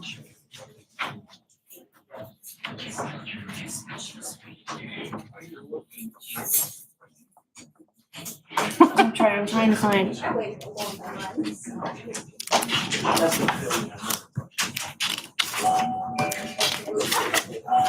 Here we go. Okay. So I will state in conversation about the height of a building, we did say the minimum height of a one-story building shall be 15 feet. We did suggest that no structure should be built taller than the base of the cupola on the courthouse square. We did state that no structure should obstruct the line of sight of the historic Glen Rose Water Tower. And we said that the interior height of the first floor of a commercial use structure should be a minimum of 10 feet from finished floor to finished ceiling. We talked about building setback that needs to fit within shall be 0 for 80% of the width of the building on the front street and 30% of the building's facade on the side street. We said structures on infill lots should match the build-to line of the existing adjacent building that is built closest to the property line. The maximum depth of an infill lot should be no wider than the widest existing building on the block face. Loading and service entries may not face the street for any building or buildings undergoing substantial renovation. Here's where you are. Exterior building materials should reflect the traditional materials of similar buildings in Glen Rose. Wood siding, horizontal lap or novelty siding, limestone, petrified wood, or fieldstone in traditional dimensions and tooling, or brick in traditional dimensions. Metal buildings are permitted as long as the metal facade on all sides of the building are clad in the approved exterior metal building materials that are traditional materials in the downtown district, such as wood siding, limestone, petrified wood, or fieldstone. That's all. So no, not trying to Stepford our community. That is absolutely against what the mission statement has been, which is unique. I talked to the city administrator, he said, we just don't want metal buildings out there. Well, we have stated metal buildings, they just need to be clad. Yes, We ma'am. objected to the 12-foot ceiling we're using, and we did an addition. As long as your building, an addition is added, doesn't go above the cupola. You can't, it has to follow historic. Well, yeah, you're under the preservation, so it's out of my hands. Well, it was extended into where the garden is. You need to. You can add another addition put in there. Yeah. Not one ceiling, I see. Okay. We should not have a limitation, I know height is just important. Over the inside of the building, they're regulatory. The community. Yes, I think she's just saying that it's not up to us, it's up to preservation for that one specifically. Well, Right. except that I probably need to change this. Okay, well, we need to merge it with preservation as well. So 15 feet, or if within historic preservation's guidelines. Yeah. That being said,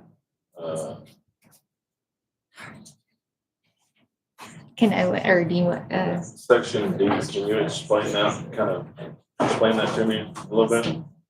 Unless otherwise specified by this section, the Vegas district shall apply where there is a conflict between the standards of this subsection shall apply. What does that mean? Hang on, let me get back to that. Your section D under the initial. So basically what it is saying is whatever is the base underlying district, if the overlay states, whatever the overlay states, if the overlay states something is allowed, but the underlying says it's not, then the overlay wins. What about? If the historical or preservation. Yeah. There needs to be more description. Yeah. Okay, so they need to add Especially because it's like. historic. Okay, we'll go back and find that out too. All right, Owen, oh yes. Owen, A quick question, it's a numbers question. Pardon me, I have two questions, two numbers questions. Okay. Okay. Earlier, we talked about, so far, what's been turned in, and requires a 3/4 vote of this body. We're currently missing one member. correct, and I'm abstaining, And so you're we can't do the vote. No, that's not what I'm asking. Okay, but I'm just telling you, we can't pass this to council. Because I have to abstain. And so we're still gathering information from you guys so that we can go back to the drawing board. Thank you, that clarifies my first question. That answers my first question. My second question, in the letter, when we talk about the 20%, it's in paragraph 3. I'm gonna skip ahead to the second line. It says, provide written notice of their objection to the changes to the downtown district. Instead of a simple majority, it will require a vote of 3/4 of all the governing body members to approve this request. Correct. There's a mention of this body in this letter. It's also- There's a mention of the city council in this. Correct. They So- included in that all members. So if we move this on to council, based on the number of opposition, council also has to have the supermajority. A 3/4 majority. Correct. In which, how is a abstention counted? So no Well, vote. it takes a vote away. Takes a vote. Okay, that Yeah. clarifies. But just, I mean, the bottom line is, we're not passing this on. I understand. Yeah. In the future, it'd be passed on, but still, when it's passed on in the future, if the research is done. If the oppositions come back, because for us to pass this back through, we have to do a new mailing, which will be a lot better. We'll have to do a new mailing. We will have to have opposition and favor letters again. Okay, And then we have to have the public hearing. Everything that we've done this time, we will do again with better information going in the letter. so that clarifies for me, that this vote with the abstention then means we're gonna go back, we're gonna have the opportunity to protest, or I think that's the language in here. Yeah, protest or That sounds support. aggressive, but Yeah. sure. I know what you mean. Right. I think that answers my question, thank you. Okay, I have some very specific questions I would like feedback on. And since you guys are still here and you don't mind, I would like to ask you guys just kind of a hands up, hands down, hands up that, yeah, you would think that change would make sense, or hands down, no, you don't like that. So that I know certain sections we need to go back and adjust or remove or rethink in its entirety.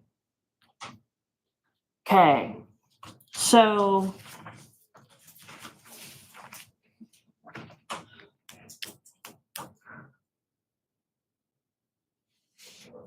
we have stayed, so you heard me read the exterior building materials and the things about the metal buildings. Is everybody in favor with that language? Or would you rather not have anything like that? So in favors of language on buildings being built that are in similar materials to what we already have in existence in Glen Rose area? Nobody's in favor of that. Okay. Yeah, I am too. I want to just clarify for everybody what this says, just in simpler terms, is that you can build a metal building, but you have to cover all sides of the metal building with similar building. All sides or just the facade? All sides. All sides. This says all sides. This says all sides. Just the downtown area, or is that on 60? No, just just this downtown area. Just this proposed district. But you know that conflicts with This says facade. the, Metal buildings are laws of the metal facade on all sides. Oh, delete all sides. Street facing sides.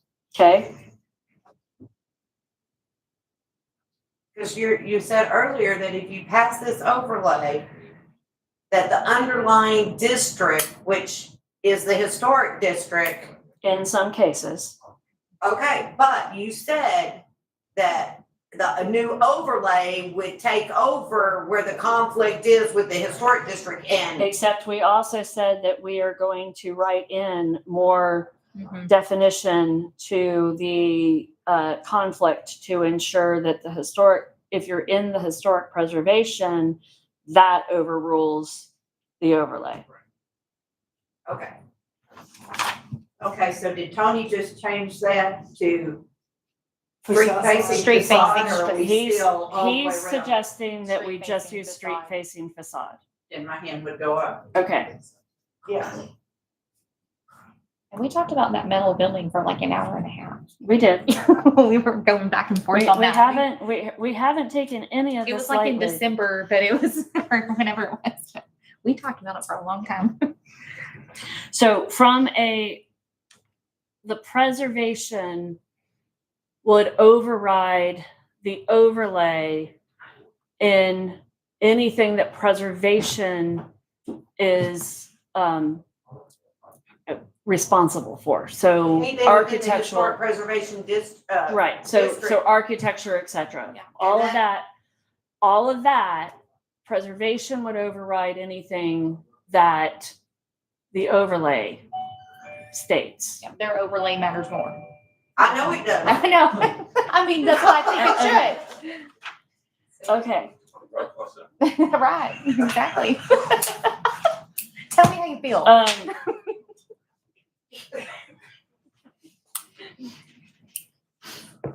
Sidewalks shall be a minimum of 5 feet in width or the width of the adjacent existing sidewalk if the width is greater than 5 feet.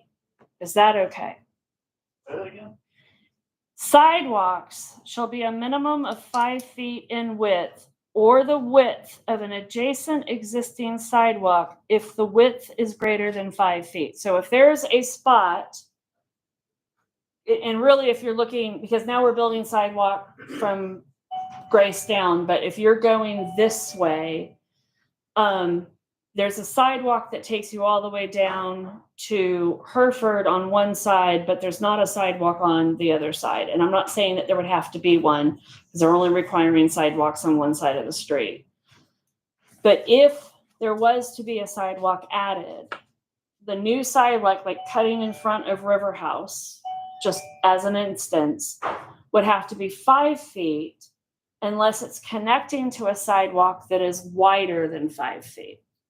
Is everybody okay with that What if it's concept? even narrower? Yep. If it's existing narrower, can you read that line one more time? So it has to be 5 feet. Is that new or is that? New sidewalk has to be 5 feet. Unless it's connecting to an existing sidewalk that's wider than 5 feet. But what happens if it's less? Nothing. It has, the new sidewalk has to be 5 foot, feet. Even if it looks funny Yes. connecting up to another one. If the other sidewalk is 3 feet or 2 feet or 4 feet, the new sidewalk has to be 5 feet. We would do some sort of transition, it just Yeah. wouldn't go, wouldn't get to 5 feet. We'd do some little transition. Yeah. Okay? Okay. We have stated that the use of chain link fences is prohibited. Any problems with that? Okay, we have also stated, yes, ma'am. You said any opposition to that? I was- Okay, so you're in opposition to the chain link fence requirement? Not on residential. Not on residential, just on commercial. I have a vacant lot down here that we don't know what we're gonna do with yet, so, Okay. I've got 3 lots that I'm. Okay. Is that, I'm guessing that's permanent chain link fence, not during Yes. build, anything No, like that? the construction chain link fencing is absolutely, that falls under construction fencing. Okay, so we need to look at the chain link fence situation. Not saying it's gonna change, just saying we need to look at it. The use of barbed wire or razor wire fencing is prohibited. Agree. Okay, just need to state these things. Okay. Barbed wire, right? Okay. Don't say it, somebody will do it. They do. At some point, common sense has got to kick in. Yeah. Not so common. I know that, Owen, I would just. All right. The key element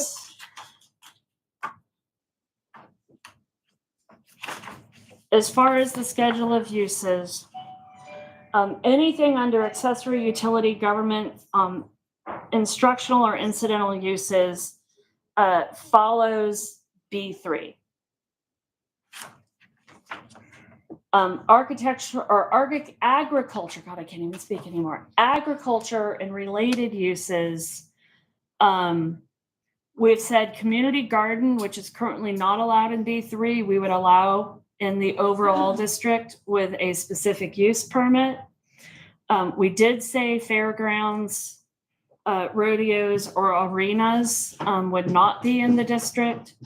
Farm implement sales, meaning large combines, tractors, would not be allowed in the district. That is allowed in B2.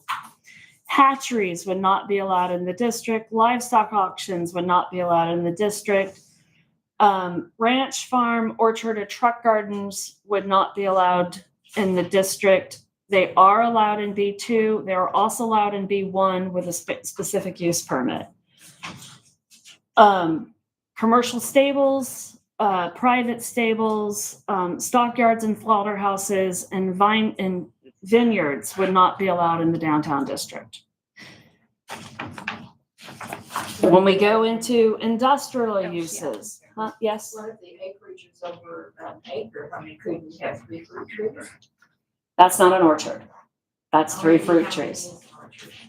An orchard is a commercial growing facility. It probably has those definitions somewhere in there. Yeah, I'm sure it does. If not, we will add it. Distribution warehouses, manufacturing of breweries, and this again. Oh, okay. Fix orchard. Okay. Sorry. Thank you.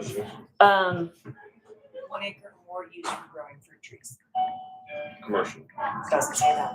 Okay, we need to add the word commercial. Got it. We got it. Okay. There's a home. Retail package stores, which is, beer, wine, cigarettes, would not be allowed for alcoholic purposes. Off-premise retailers and would not be allowed, but on-premise retailers would be a specific use permit. Off-premise beer and wine retailers and on and off premise beer and wine retailers, as well as wine-only package stores would not be allowed. So I have a question about that. So we've got Bull Lion right here in downtown. Correct. Does that qualify as any of those? What? Why would it not? Oh, what did you say? Would Bull Okay, Lion hang on, right hang here- on, let me think Yeah. this through. Yeah. Hang on. By So they definition. sell, okay, that's a change. So on and off premise retailers would need to be a specific use permit. Which is what it is in B2, but it's not allowed in B3, so we're carrying the B2 specific use permit over to the overlying district, which would allow it on the square. In keeping with what our intent has been. I think it's a positive thing on the square, personally. Okay. But so, yeah, I'm still trying to do the math, but I believe you know the math and you did it. Just, I'm trying to catch up with you. So, thank you.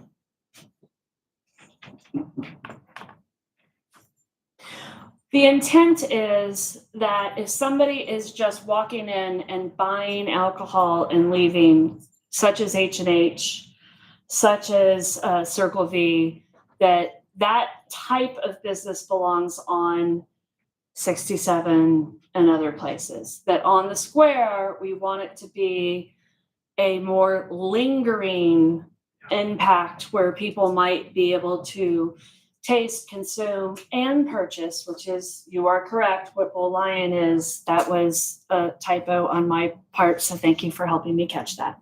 I just think it's a positive thing on it. Yeah. So that's what's here now, you would still allow it? So right now, that's actually not allowed in the B3.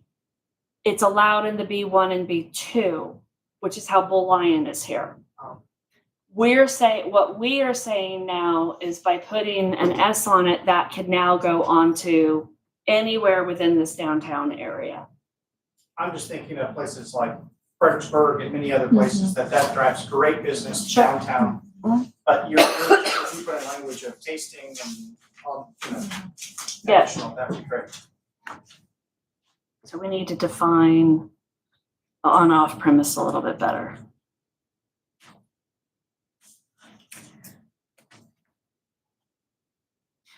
Animal shelter, it's allowed in B2, but we would say no in the downtown area.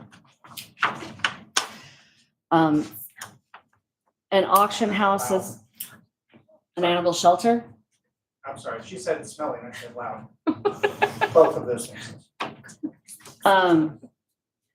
We've said art galleries would be allowed, auction house, which is allowed in B2, which is not allowed in B3, but allowed in B2, we would say would not be in the downtown. Wholesale commercial bakeries would not be, that's actually only allowed in industrial right now, so that's even a moot point. So, but a retail bakery or confectionery would be allowed. It is currently allowed in B3. It's currently allowed in B1, B2. So it would be allowed in the overall. Boat sales, boat storage, building material sales, lumberyard, etc. would not be allowed. A business office, as we've discussed multiple times, so we actually learned that we've got business office in a couple of different places. So we're going to actually scratch the generic business office because we've got it better defined further down in our lists. Christmas tree sales, we would allow. A cigar bar or a smoking room, such as what used to be,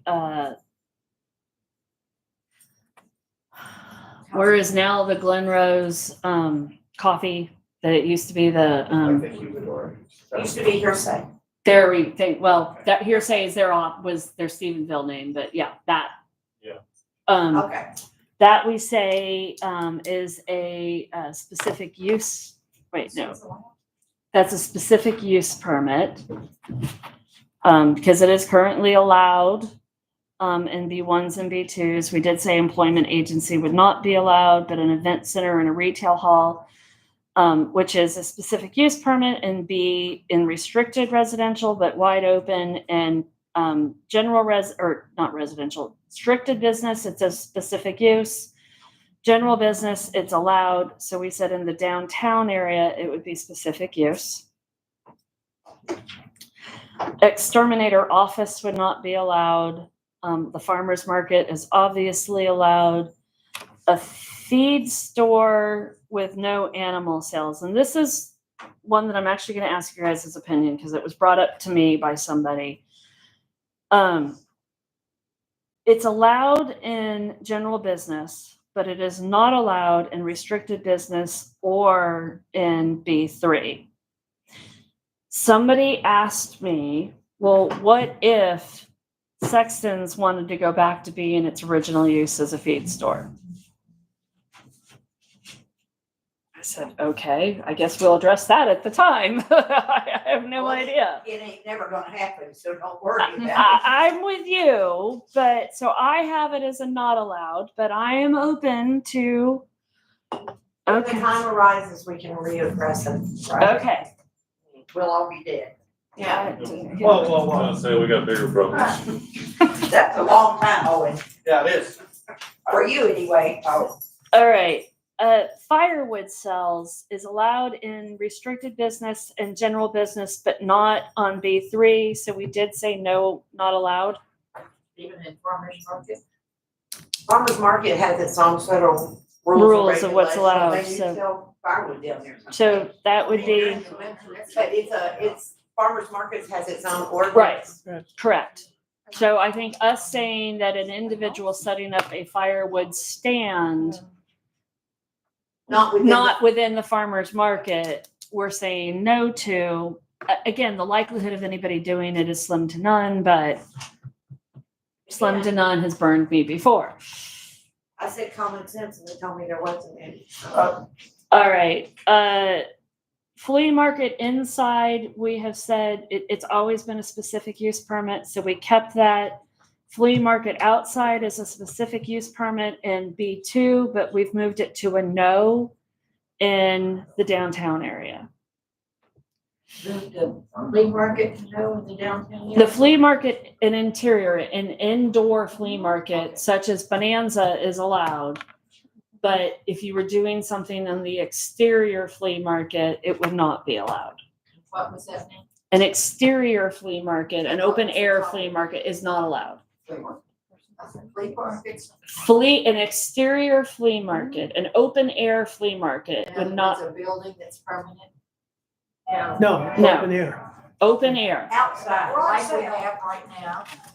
No, not garage sale. That's different. Outside. Yeah, I got you. Florist shop is allowed. Furrier would not be allowed. A game hall would be a specific use. Gun range indoor would not be allowed. Grease trap and drain vacuum service offices would not be allowed. Heating and AC offices would not be allowed. Heavy equipment cells would not be allowed. So here's an interesting one, and this is one that, because it is my personal business, I'm going to let Rex read. So it's the hotel, motel, inn. So it's currently allowed here, but not allowed in the 3. So I moved it to S. Okay. So you heard it. No, they didn't. Read it out. So what are these columns though? Because that's the I know. challenge following it. This is, okay, so this is overlay. Yeah, all right. This is B3, B2, B1. All right, so hotel, motel, and inn. It is not allowed on the square. It's currently B2. It is allowed in the general business district. What I have suggested that in the downtown area was that we allow it with a specific use permit. That's what The reason that I say specific use is because we have to address parking issues. Yeah. I think that's the right way to do it. Yes, Stuart, So the Glen Hotel would need an SUP? it would. Because unless they have already pulled their permitting to start their work. Because if your permits have been pulled at the time this passes, then you're grandfathered in. But remember, we're not actually able to pass this to go to city council this month. So that has to move forward. Yeah, so all these that place for. What page are you on, Pam? This is on 58. Yes, sir. I think that might answer my question. So I own right across the street to Dwayne's old building. Yeah. I'm Tyler. But so he owned the construction company. Right. So happens, that's a right construction. And that little office he was in, it's about 1,000 square feet. I want to say my little office right there. And then there's like 4,000 square feet. It's freaking lame. But I'm redoing that. All the floors there wood. It's be nice. So I'm doing the inside first. And I don't think I'm, as far as like being grandfathered in, I don't think I'm actually, I told the city, I don't know what I'm gonna do over there, and I'm still working over here, so I don't know if I've actually, have like there's still certificate of occupancy on either one of them. So I know the building, it was all good in the beginning, but, I don't know what the future of it's gonna be, I mean, I don't know what the new side's gonna be, I mean, I wanna doing something that will help the city, help the viewers and all that. But, yeah, I'm sorry that the building I bought my investment, worked hard for, finally bought. I just want to make sure I'm good to go. And outside of it, I don't like the outside of it, so I want to remove that. But then he have parking? He does have parking. It's like parking spots. He bought the one right across the. It's the old Cheerful Heart Warehouse. Cheerful Heart Warehouse. Okay. That's the way we all know it, because that's what it was the longest. Yeah. So he's got parking. Yeah. I'm new, and I don't know where I stand, because I don't know if I'm being grandfathered in. So that's what kind of line. So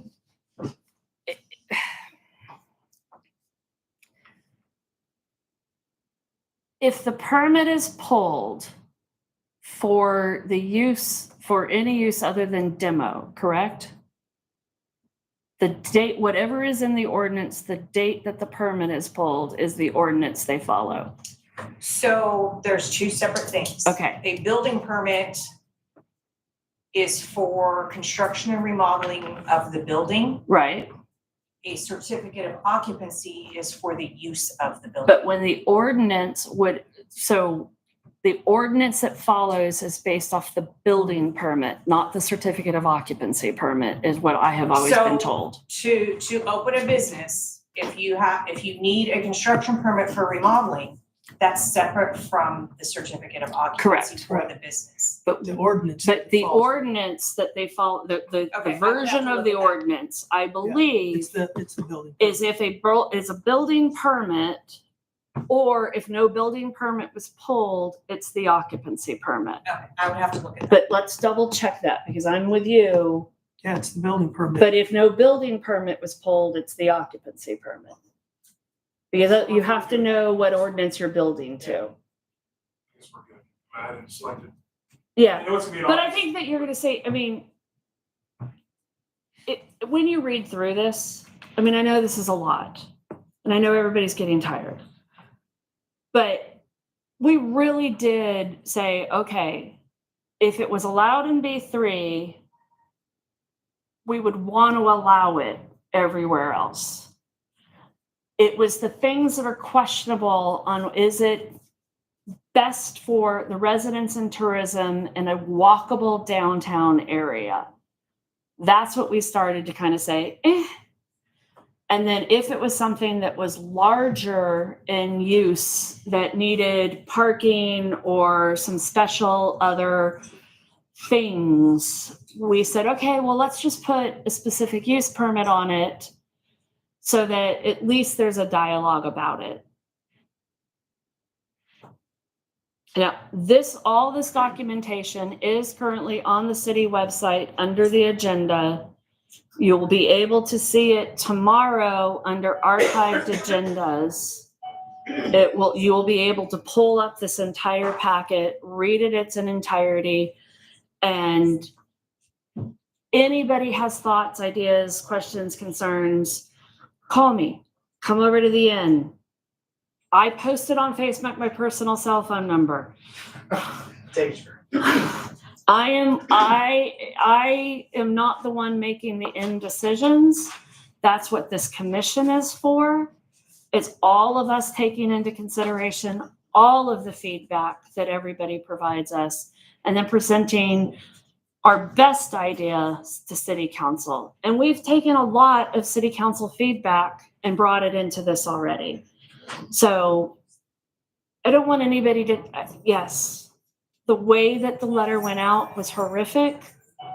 As I've said, I can only apologize. I can't change the past, but any future material going out will be much richer in detail when you get it. Will that statement be on the new? Yeah, letter too? that's a state. It will, because that's a state law. So it's in writing, it can happen. Anything can happen, yeah. That's the part we don't trust. Yeah, so. Because it states. So Right. that's what everybody's worried about, I think. Of course. I mean, again, so I get it. But if you look through what we're proposing as the ordinance and the schedule of uses, the only way that that can get changed is by more public hearings, so once we settle on what we're proposing, it can't just be changed willy-nilly by a city administrator just doing it behind everybody's back. It has to go through the public hearings, it has to go through planning and zoning, it has to go through city council. It can't just get changed without all of this dialogue. But that's the same thing with right now, what is allowed in zoning in your underlying zoning. I mean, your underlying zoning schedule of use could get changed by a public hearing. Or not even a public hearing. It can get changed by a publication in the newspaper without a public hearing. So, but it still can't be changed just by a city employee without commissions and city council involved.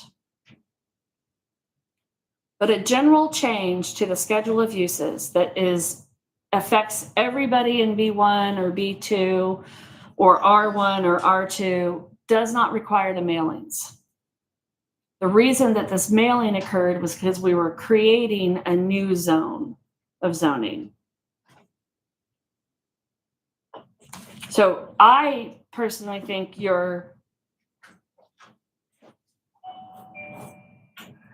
as long as we do this right, there shouldn't be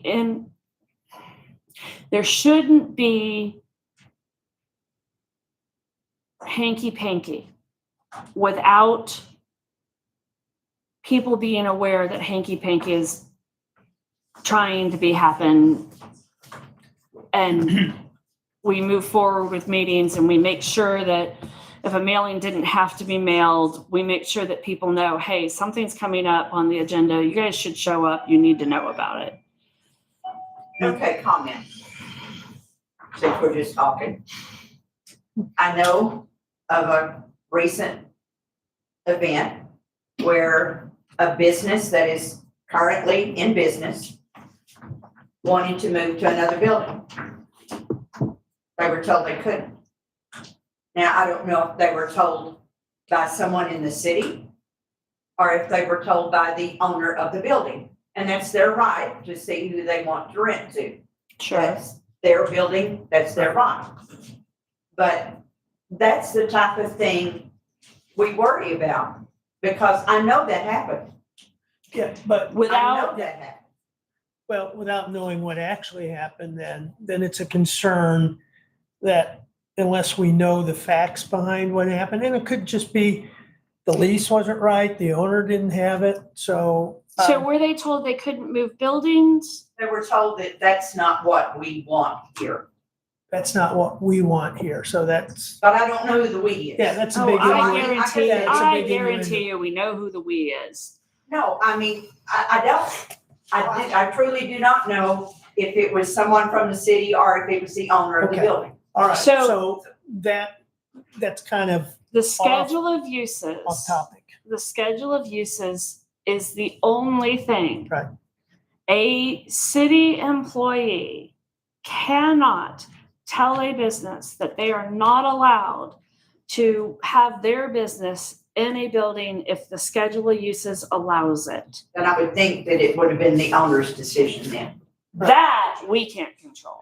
No, you can't. Yeah. Right. That, But that's what I'm yeah, saying. no, When when you hear things like that, oh, look, we those know, are the things that make the business owners concerned. I It just stirs can- up problems. I understand, and I know that there has been a city person who has made it known in many cases that they don't necessarily like some of the businesses that we have in Glen Rose, including mine apparently.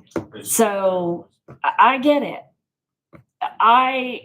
And that's why I said, even with all the opposition and that we knew we wouldn't be able to pass this today, having this dialogue and not just canceling this meeting was important to me so that we got this kind of conversation and the feedback and that we were able to refine things and go back and make tweaks and things. But understand, none of us here want to see any of our businesses. Right. Well, I think just like I said, the verbiage and the conditions, I get it. it's why you got all these I people get it. here. And I And it can't. wasn't because of y'all. specifically. It's a perfect storm. It really was. Everything get it. kind of hit together. But the good part is, and we've got to go forward with it, you're here, we're listening, you're getting a sense of what we want to try to do. And we appreciate it. And we can't do it, you know, a lot of times we're in a vacuum here. There's maybe one or nobody. Yeah. And this is the first time we've had the opportunity to really hear what people want, take it to heart, go back and say, yeah, you know, there's a lot in here that's confusing and we need to clean it up. Granted, we're volunteers doing this, but we will do it. We'll come back to you with something better, not perfect, but better. We have a clearer understanding of the intent of the overlay, not crystal clear, so we got to work on that as well. And the encouragement for me sitting here is that you can contact any of us and we'll listen. Rex Miller. Yep. He lives in the old farmhouse on Biloxi on the coast. Yeah, there you go. The Holden place. Yeah, right. May- No Megan and a no Tony. I was like, yeah, they know. And so, They know where to find me. No Holden. Yeah. so the productive part is to come and talk. The thing I think hurts us as a community is when we talk outside and amongst ourselves and get stirred up when we don't have all the information. And that hurts us, I think. And, you know, that was just it here. I We didn't have agree. all the information. I agree. Right. I You know, you have a 100% hard time agree. knowing what to vote for when you don't know what you're voting for. And you're conditioned to assume the worst, right? I agree. Yeah, I agree with that. Well, y'all were stuck with it. I understand that now. I appreciate it a lot more. Well, we're all Thank you. stuck together, right? Well, and is there a rush on this? I mean, can we take a few? We're gonna have to table it today anyway. I mean, We I have know to the- table I it know, today. yeah, that's We have for to sure, table but I today. mean, We should probably workshop this. They're that's again, more, yeah. Yeah, we should workshop That's it what I'm trying to- and work through what we've heard today. Yes. I have a question. yes. Hang on. I actually Owen first, then back to you. So, as you mentioned, going forward, and that needs to be the focus, and going forward together and sharing our opinions, and then we all get to live together, which is, I mean, not together, but together separately, that's what I was saying. You must have a big house, yeah. A big house. Without mention of the negative, because you've asked, and I honor that, to not be focused on the negative of what was mailed out or anything like that, but in the positive. As this is readdressed in the future, can we please have a different map? Yes. Totally. The Yes. map has, I'll tell you, I have done navigation and Right. all kinds of Boy Scout stuff. My wife had to write the streets on here for me and mark exactly where my buildings were. I got This, it. this is, I didn't know that was the river because it's not I got you. labeled. So I I got you. appreciate that. We'll have a Also, real map. I want a real map this big, actually, I'm kidding. Right. The other comment, it's a comment. I mean, I'm wearing my title here, but I'm really not sure that a nonprofit church who owns their property should be included in this overlay. Okay. I would like for y'all to consider that. Okay.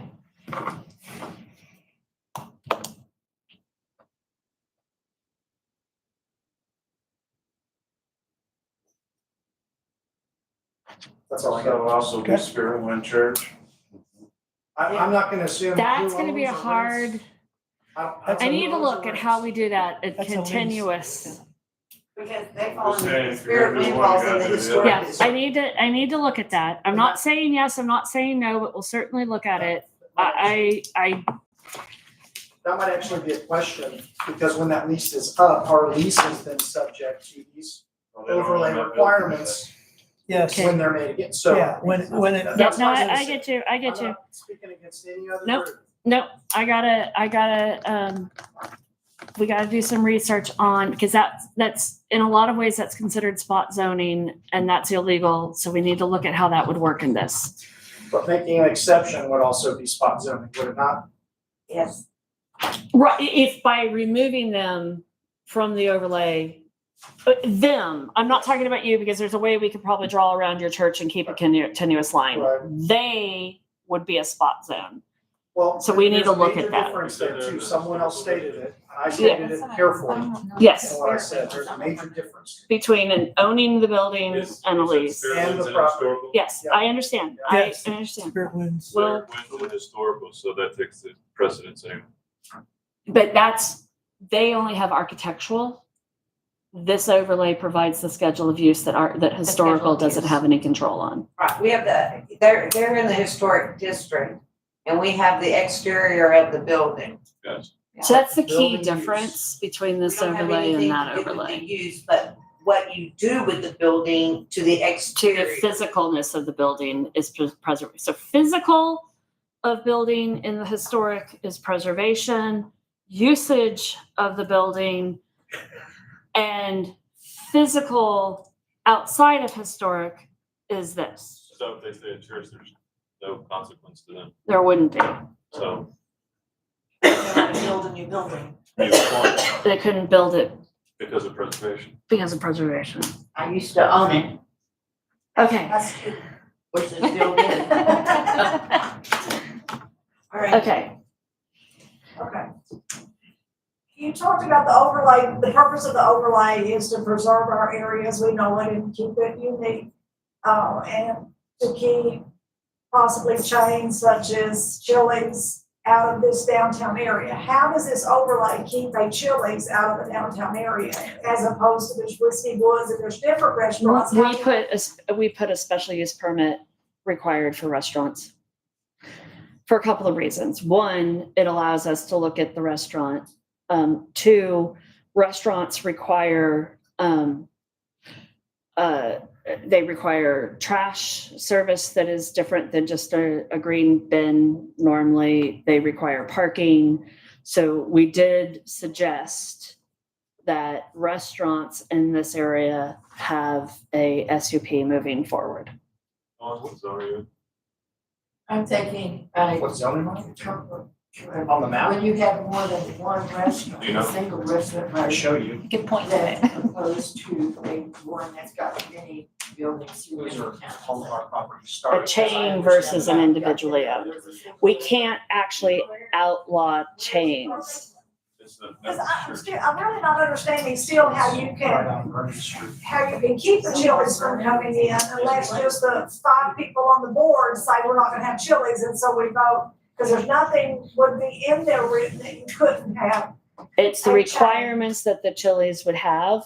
They would have to meet our ordinances. And if you see like the special use permit, the definition says we kind of have the right to say, does it fit this area? Does it fit down here? Like it's kind of, I mean, I don't know, where's the definition?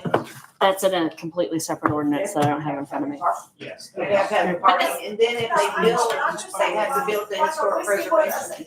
There's money down here to have some restaurants, and how can you say something private versus a chain without having it listed that way? I mean, I'm not for having a chain down here Yeah. either, but I don't see anything in the I overlay. mean, I don't know, can you say chain? No.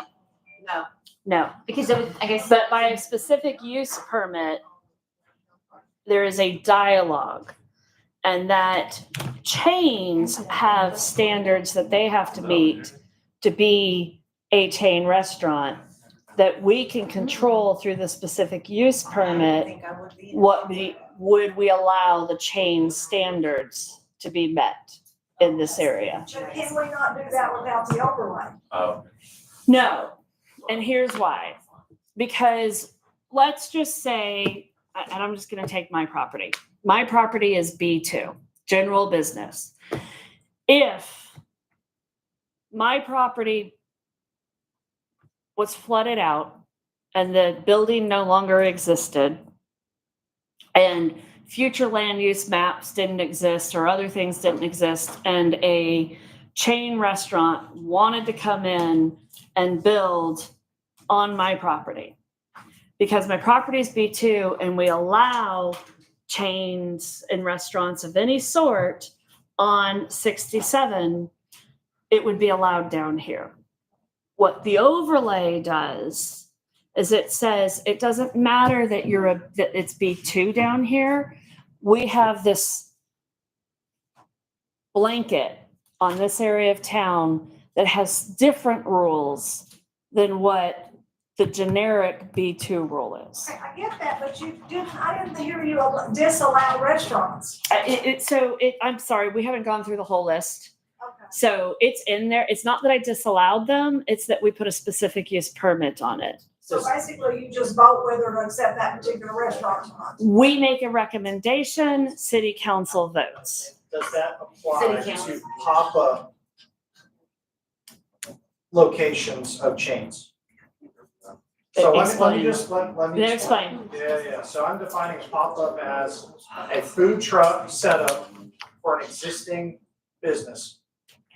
Mamma Mia's is a good example in Walnut Springs. They have a pop-up expression of Mamma Mia's. Well, that right would be on a the main- food truck. That would be under the food truck ordinance.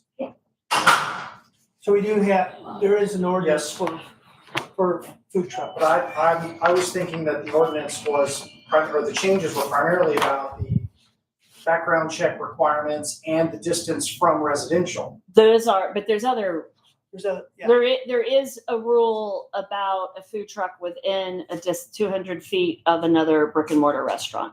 And we did not remove that.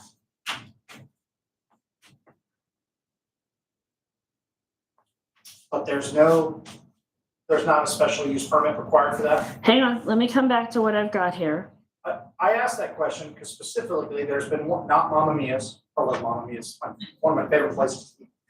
But there's been a specific restaurant of a certain type that, what we need to do is we just need to get them down here on the square on a pop-up.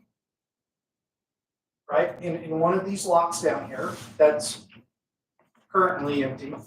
I believe it's still currently empty. That kind of conversation has happened, but I think that might be against what we're trying to do in preserving, like you're talking about, the overlay of our current downtown. Okay, so we need to take that. I would Yeah, trust no. you guys more to see what that would look like. Sure. Yeah. But if you're saying no chains, is that considered? Well, we're not saying no chains because we can't say that. I'm saying. No, I got you. Covering I got you. to have a special Yeah, requirement. it's an interesting scenario. We need to, we're gonna need to go back and look at that. Yeah. All right. I'm gonna ask you guys, do you want me to keep going line item by line item? No. I'll throw my pen at you. Or do you guys now know where to find you it? wanna You go can through go it all? through and you all know how to find any of us. You know how many You know we're pages gonna be left? You notified know how for many the next pages meeting. left there are? Well, That's why I say we should Yes. workshop There's just this. one I'm waiting on, and it's on page 59. The young man that was here about the tattoo shop, I Yeah. think should be added to. Yeah, okay. I did too, I Fair wrote enough. that down. I agree. I wrote that down too. Okay. Can I make one comment by one of your first ordinances way back before all this? On the one with the accessory buildings not allowing, income producing And an R1 as a secondary building. My question is, if I had a mother-in-law cabin in the back and she pays me so utilities and rent, I think that should be allowed. I would be producing income, so if you want your mother-in-law in the back. Oh, Stuart, this one's you. Well, I think that that's we my need to comment. change the wording on income producing I though. don't know what I It was can't listening to be- y'all were talking about a CNA, so I don't, I lost. I think Y'all that lost There's a a, difference I think, about a bed and breakfast and your, Right. your Right. aunt Yes. or your grandmother living on your property to have her privacy correct. and your So privacy. I think that, Well, I think that's not a short-term rental, right? no, that would be a long term. So instead of income producing, we need to say no short-term No, rentals. yeah, so Okay. maybe that's where we, Yeah, because. Unless she gets mad and decides to leave. yeah. But If it that's becomes short-term, I'm kidding. Because he's gonna move all four of his parents, his in-laws and all into his house. If they they're were gonna be living, so I would. excited to hear that. If they were living, I would. I understand what you're saying. So we will refine some language. Income producing because you made exceptions unless it's your. No, I get it. I get what you're saying. Utilities is not exactly income producing, it's not like you're making a profit. But they're paying you It's not- roughly. But it's not a business. It's not a business. It's not a That's really what it is. It's not a The business. intent was, But the wording would. I got you. The Right. wording excludes, so I we'll fix the wording. Okay. And I that's, had I wrote one it more down. question on section Okay, down in the descriptions, item 5, there was, let's see.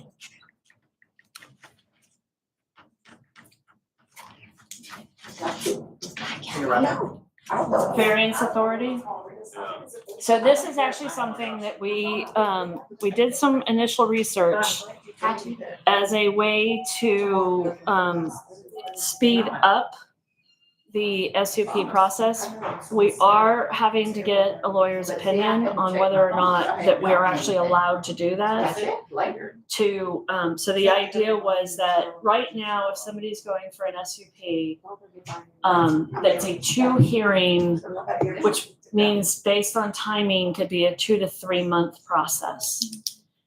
If the state allows us to cut down to a 1 hearing, could we do that in special circumstances? Not everybody, but in special circumstances. Could we allow it to go to a 1 hearing so that we're speeding up the process of an That's SUP? scary though, that's. I know, and so as I listen to Brenda's concerns, I say, yeah, maybe that's not what we want to put out there. But we're not even sure that it's legal, because we're waiting on a legal opinion from the city attorney first. So, okay.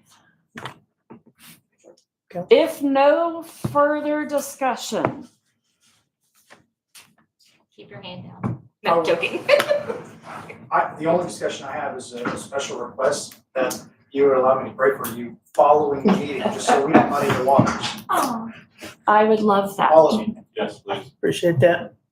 Yes, sir. But that's not part of the meeting, so So, yeah, I'm gonna, if no other discussion before the Planning and Zoning Commission, we are going to adjourn the meeting at Do 8:30. you have to close the public hearing and vote on this item? We tabled the item. But you got to table it. Oh, sorry, we are officially tabling this item. Right. Okay, A second. I also closed the public hearing at 8:30. We try to be by the rules. So what did we miss? I got it. T-shirt next week. Okay. Pam Streeter. All I right. think it'd be a great t-shirt. What t-shirt? We try to go by the rules. We try to go by the rules. You ready to adjourn? Okay. Okay, we've closed the public hearing. We have tabled this topic. I am ready to adjourn this meeting at 8:31 PM with no further business before P and Z. If everybody would like to stay and have a much needed prayer. Are you vote to adjourn? Yeah, Yeah. no, we adjourn. We don't have a vote to adjourn. She just gathers